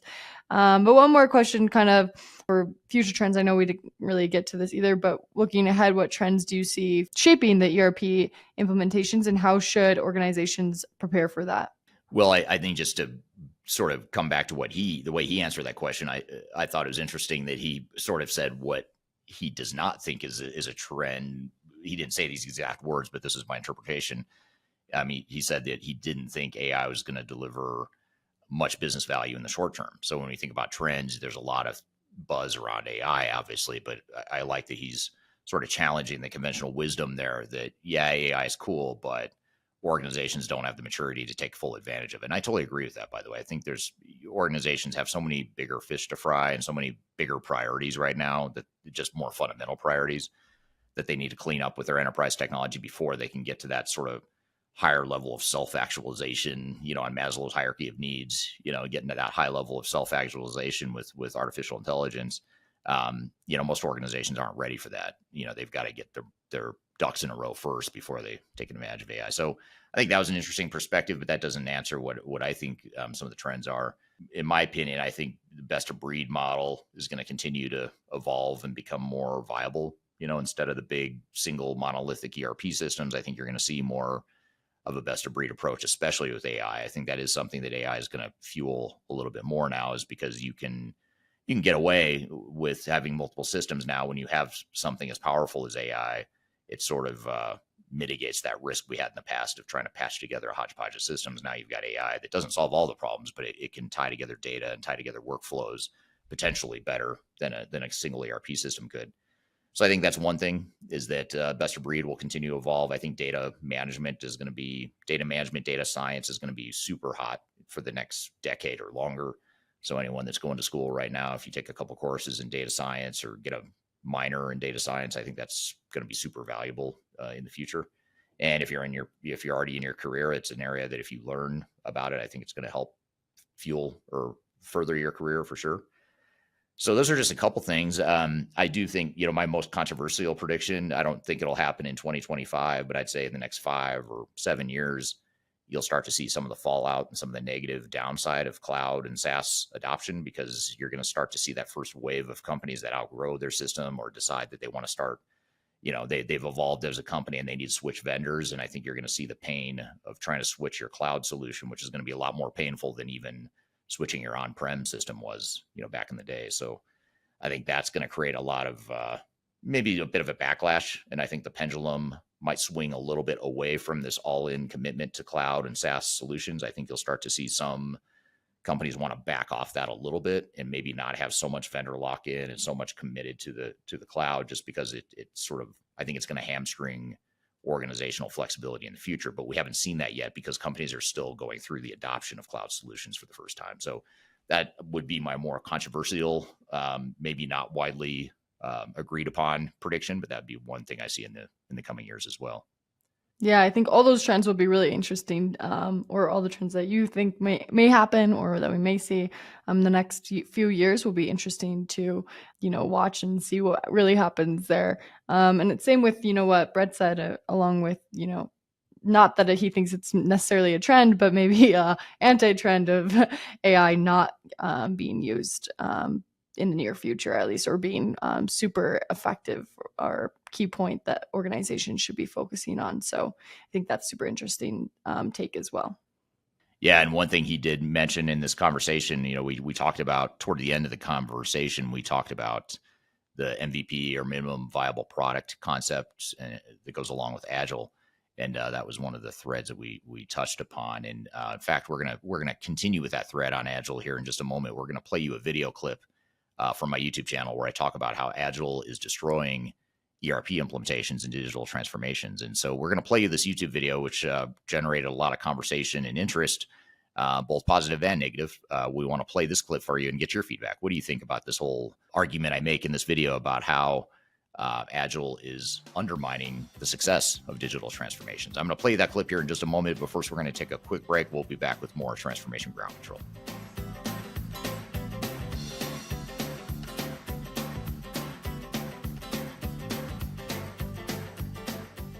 Interested in working for a company that truly values your unique skills and experience? Here at Third Stage, we don't hire based on resumes alone.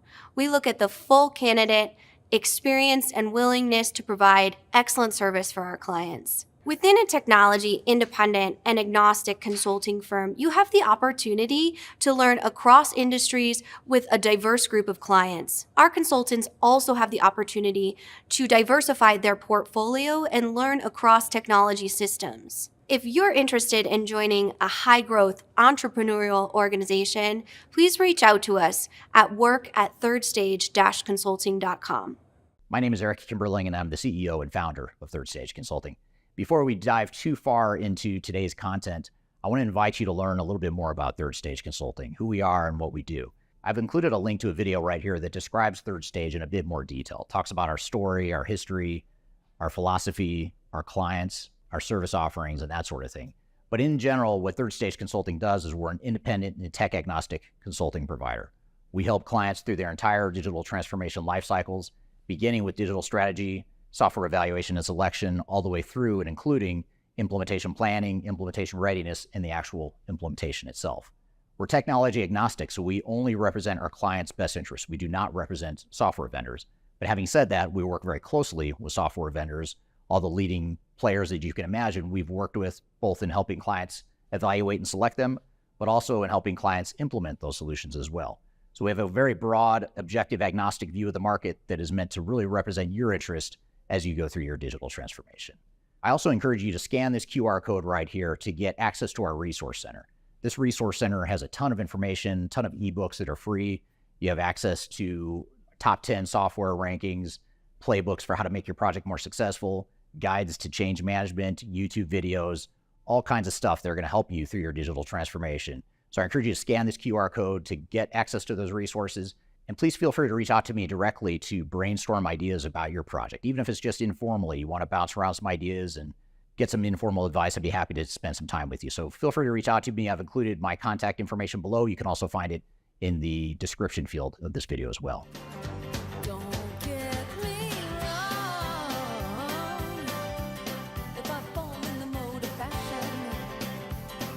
Hello, welcome back to Transformation Ground Control, episode number 190. My name is Eric Kimberling here at Darian Chwialkowski. You can find new episodes of the show every Wednesday by going to transformationgroundcontrol.com. And we're going to play this clip here as sort of a closing segment here. We're going to play this clip about Agile and how Agile is not what it's all cracked up to be. And it can, in fact, create risks and problems in digital transformations. And we're going to explain to you in this video why that is and how that is. So let's roll the clip and we'll come back and chat about it. I'll be curious to hear what you think too as you're watching this video. Drop in the chat wherever you're listening or watching to this podcast. I'd love to hear your feedback on what you think. Do you agree? Do you disagree? Would you add additional points to this argument? Let me know what you think. But here's the clip of how Agile is undermining digital transformations. Agile methodologies are all the rage right now. Most software vendors, if not all of them, are using at least a flavor of Agile implementation methodologies when they implement their new technologies. Most software vendors, if not all of them, are using some form of Agile methodologies, even if it's just a hybrid or a variation of Agile. So the question becomes, why is this such a big thing? And why is it such a problem, in my opinion, as it relates to digital transformations? So what I'll do today is I'll talk about, first of all, what Agile is and why it's such a big deal right now. And then I'll talk about why it creates unintended consequences or unintended problems for digital transformations. And most importantly, at the end of this video, I'll talk about what you can do about it and how you can leverage Agile where it makes sense, but not go too far into Agile where it doesn't make sense. Before we dive too far into today's content, I want to share a little bit of information about Third Stage Consulting and who we are. Third Stage Consulting Group is an independent technology agnostic provider of consulting services to help clients through their digital transformations. We help with digital strategy and software selection, as well as implementation planning. And during implementation, we provide services related to program management, organizational change, business process improvement, as well as enterprise architecture. These are just some of the services we provide. We have offices in North America as well as Europe and Asia Pacific. So if you'd like to learn more, I encourage you to check out our resource center, which includes a number of resources that will help you through your digital transformation. And you can access that for free using the QR code here or the links below. You can also reach out to me directly if you'd like to discuss your digital transformation and brainstorm ideas on how to improve where you're headed on your journey. Now let's jump back into today's content.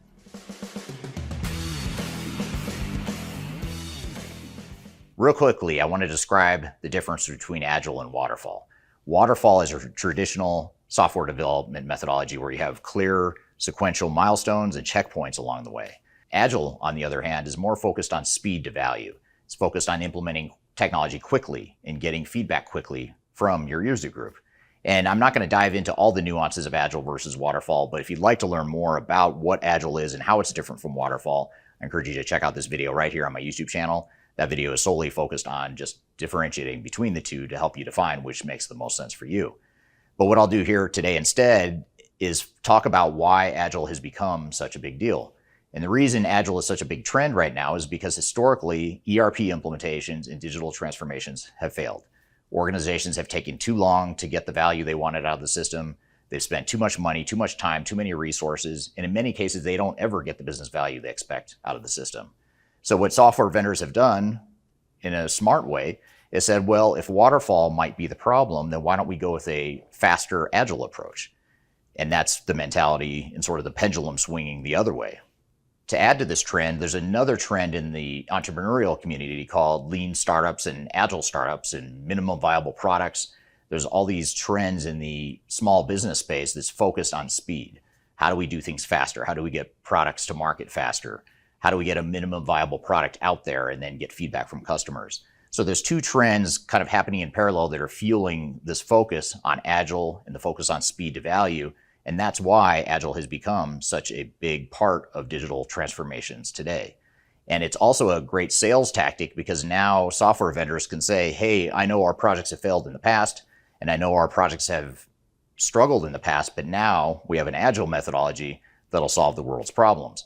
So what I want to do in the rest of this video is talk about how Agile is not, in fact, solving the world's problems. And in many cases, it's creating new problems that we need to be aware of.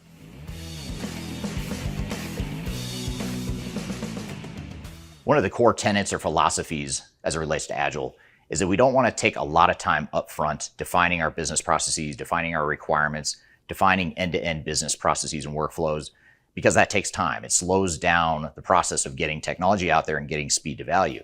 So what Agile does is says, we're not going to do that. We're just going to start deploying technologies. We'll find smaller problems throughout the organization and we'll deploy technology to fix it. And we'll get feedback from end users and then we'll tweak it and adopt it and pivot. And we keep going through this iterative cycle. Sounds fair enough, right? But the problem with this approach is most clients we work with, especially larger, complex, and multinational organizations, are trying to standardize their operations. They're trying to get a better view of their end-to-end business processes. They want to improve their end-to-end business processes, and they want to start acting like one company. They already have 10 or 15 or 20 different ways of operating. Now they're using this transformation as a way to say, we want to act like one company. We want to get efficiency gains from having standard business processes. We want to consolidate teams in some cases. So those things all point to the fact that we need to take the time up front to have a strategic direction and have a clear vision of what it is we want to get out of this project, rather than just simply deploying new technology and seeing what happens. So in order for us to have a truly strategic impact on our future state and where we end up as part of our digital transformation, we have to be sure not to take too much of an Agile approach, especially early on in the project. We need to take that time up front to define the roadmap, the blueprint, the business process changes, the requirements, all that stuff, because that's what's going to enable us to get the benefits we expect. Now, once we get to the implementation of technology after that, then we can start to introduce Agile concepts. I'm going to come back to that point later in this video, but the key is you don't want to start off with a full-on Agile approach out of the gates if your goal is to standardize operations or to consolidate operations and to get true end-to-end business value out of your transformation.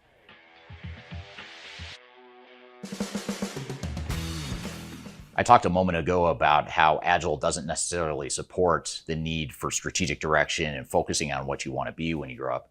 And I want to focus a little bit more on that and peel that back a little bit more and talk about business processes, because business processes are one of the key focal points of any digital transformation.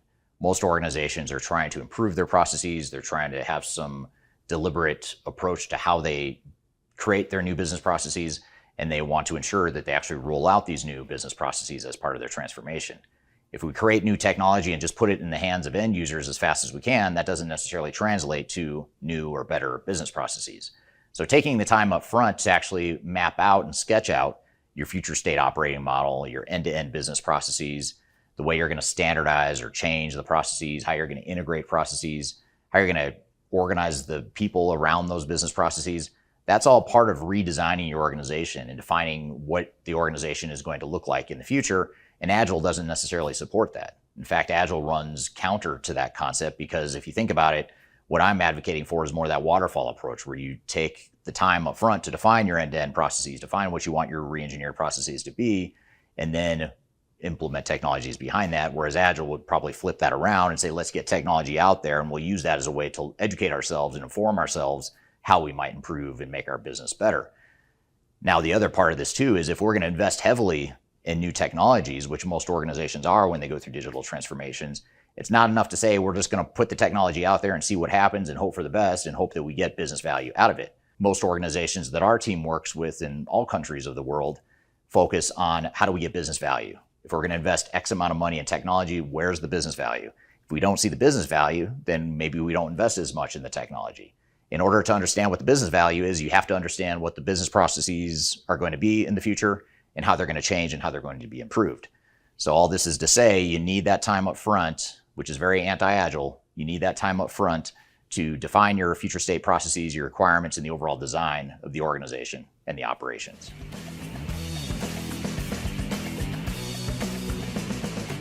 So if you've listened to this whole thing so far, you might think that I am completely against Agile. I hate Agile, never want to see it anywhere in digital transformation. Fortunately, that's not true.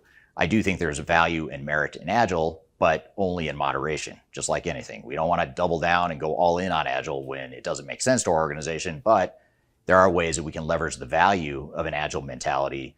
And the key is, where do we use it? When do we use it? How often do we use it? And what's the right timing? That's the key thing. What's the timing for moving into more of an Agile approach? And just to generalize and to summarize, I would say the best way to think about it is if you treat your upfront planning and blueprinting stages of your digital transformation in a waterfall approach, that's going to make a lot of sense, especially if you then shift into an Agile approach. And when you shift into that Agile approach, that's where you can start to accelerate and speed things up. And that's where, by having that clear blueprint and that clear roadmap that you've defined in the upfront stages of your project, that's actually going to enable a better Agile approach that goes faster later on. In fact, I would argue if you took two exact same projects in parallel, run one that's fully Agile, run the other one that starts waterfall, then moves to Agile, the one that starts waterfall and moves to Agile, I would argue, is going to be implemented a lot faster and deliver value a lot faster than the other scenario where you start with Agile. And the reason for that is if you start with Agile, you're sort of going in circles and you're meandering through your project and experimentation and all that stuff that ultimately will take more time and money than if you just took the time to plan and create a clear roadmap up front before you shifted into Agile mode. So that's one way to look at it, is start with waterfall, move to Agile later on. Now, there are a couple scenarios where I would say maybe Agile does make sense from the start. One would be if you're a high growth organization. If you're a fast growing, fast moving technology or a younger company, chances are pretty high that even if you wanted to take a waterfall approach and take that time to define business processes and requirements up front, you wouldn't be able to, because it's like a moving target. You're growing and changing so fast that it doesn't make sense to start off with a waterfall approach. Agile is actually going to serve you a lot better. That's where you want to leverage Agile from the start, because as the company evolves and changes, you can be baking technology into those changes along the way. The other scenario where we see Agile work really well, even in larger organizations, is if you're focused on innovation. If your technology initiative or part of your technology initiative is focused on creating innovative processes and new ways of thinking, those parts of your transformation are very well suited for Agile. So let me start by saying what isn't innovative. If you're implementing a back office accounting system, for example, that's not an innovative use of technology. It might be needed, but it's not innovative. That's a scenario where you probably want to take more of a traditional waterfall and then Agile approach. But if you're talking about, for example, artificial intelligence, an emerging technology that none of us fully understand yet, and organizations certainly haven't figured out how they're going to use AI yet, that's a great candidate for an Agile approach, because we don't know enough about AI and how it could be used in order to create these new business processes. But if we put the technology in people's hands and run some pilots and do some innovative experiments in how we could improve our operations, that's a very Agile approach. So with those newer emerging technologies and the focus on innovation, or those parts of your business that are very innovative, that might be a good candidate for more of an Agile approach. So the bottom line here is Agile can be good, but it can also be bad. It can be helpful, but it can also be destructive. And we need to understand when and where and how to use Agile. And hopefully I've conveyed some ideas on how to do that here today. So that was the clip from my YouTube channel talking about how Agile is undermining digital transformations. Curious to hear what you think, audience. Do you agree or Do you agree or disagree? Are there things you would add to the conversation? Love to hear your thoughts here, because I know this is not a widely accepted line of reasoning, and a lot of times people disagree with me on this topic. So I'd love to hear your feedback, both positive or negative here. But what are your thoughts and questions or follow-up from watching that video, Darian? Yeah. So first of all, I think, watching that video, it really challenged some common assumptions. Like you said, it's maybe not the most like widely accepted approach that you have, and lots of people try to push back and challenge that. But I think it also encouraged people and companies to have a deeper consideration of how they actually approach their digital transformation strategically. And I think it also helped me understand, the potential risk of adopting Agile approach too early in a digital transformation process, and what the risks of that could be, and how that could negatively affect different companies. Yeah. So one follow-up question then I have from this would be, for the organizations that have already started with Agile approach and are struggling, what steps can they take to incorporate more strategic planning without completely disrupting their momentum? That's a good question. Yes, you want to leverage what Agile stuff has been working, but you may want to add some structure or some more strategic thinking to it. First of all, don't abandon what you've already done. Assuming there's some value there that you've done with the MVP or with your early stages of Agile. But while you're doing that in parallel, it's okay to go back and sort of look at your end-to-end processes and start to prioritize and look more strategically at the whole landscape of what it is you're trying to accomplish, and then define your steps forward after whatever Agile phase you might be in right now. And the other thing too is Agile is not an all or nothing thing. It's not like you have to decide I'm going to do Agile or I'm not. A lot of times it's more how much Agile am I going to use. And so for a lot of organizations, if you're starting out, what I would say is do some waterfall-ish type stuff up front, where you do define your end-to-end processes, you define all your requirements, you prioritize requirements, you get alignment on what it is you want as an organization. Yes, that's going to take some time up front. It's going to take time to get that consensus and that agreement and that alignment. But once you do that, then you can sort of shift into Agile mode and say, okay, we've got our marching orders. We know what direction we're going. Now let's use an Agile approach to start rolling out some of those, phased incremental changes to our technology and processes.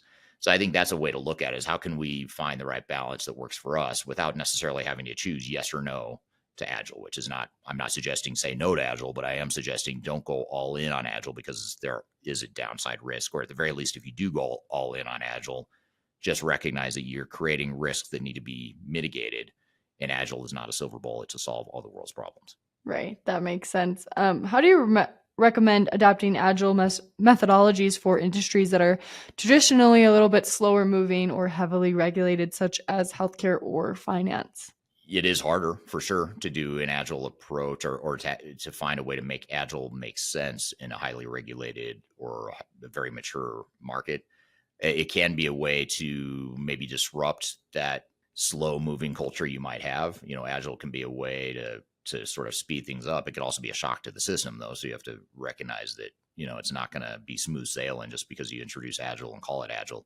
I don't know, that I have a good answer as far as how exactly to do that. But I think, again, you want to do what's right for you as an organization. And it may be if you're highly regulated, or it may be that if you're a very highly tenured, well-established, mature organization that's pretty set in its ways, it's a little bit harder to change. That's okay.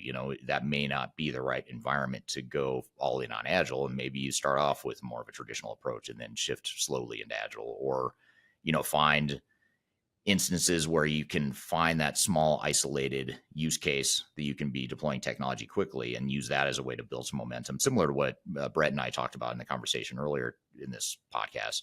You can do that as a way to build some momentum and get some quick wins. Yeah, that makes sense. And one other question I have with this is more AI based, but for companies that are focusing on, implementing AI and other technologies that are newer, how do you suggest that they approach the initial stages of their digital transformation? Should they consider some waterfall elements before diving into Agile, or what approach do you suggest for those kinds of companies that are focusing on those things? There's the case for waterfall for a smaller, newer company is that you can design the business the way you want it to be. You can sort of envision how you want it to work. And the thing with Agile is if you just start deploying technology and you don't yet have your processes defined, you don't know what they're going to look like, You could do it by testing and trying new things and then using that as a way to solidify and standardize and document your processes. But you just want to make sure you follow up that agile approach with more of a, waterfall based sort of methodology around documenting and having an end-to-end business processes and business requirements all defined, so that becomes sort of a blueprint for how you grow and scale your company. So I think you might sort of do a reverse order. If you're a starter, a smaller, younger company or a startup, you might start with an agile, but then sort of shift into a waterfall, where then you start to document processes, especially as you learn what's going to work.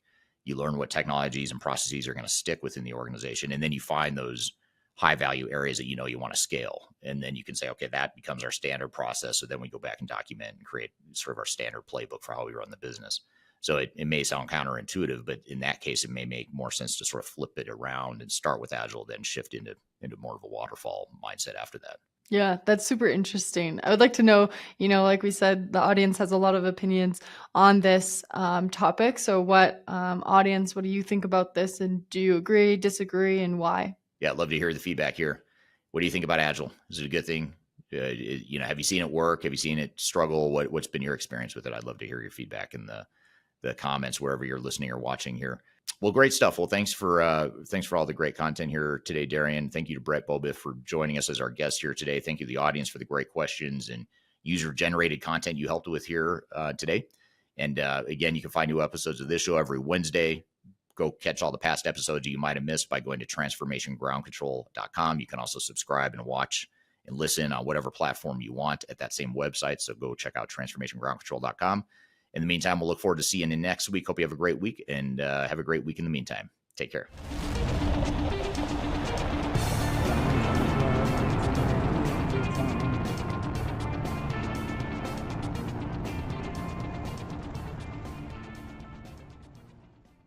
Did I say that right? Did I say episode number 190? Or did that come out weird? By launching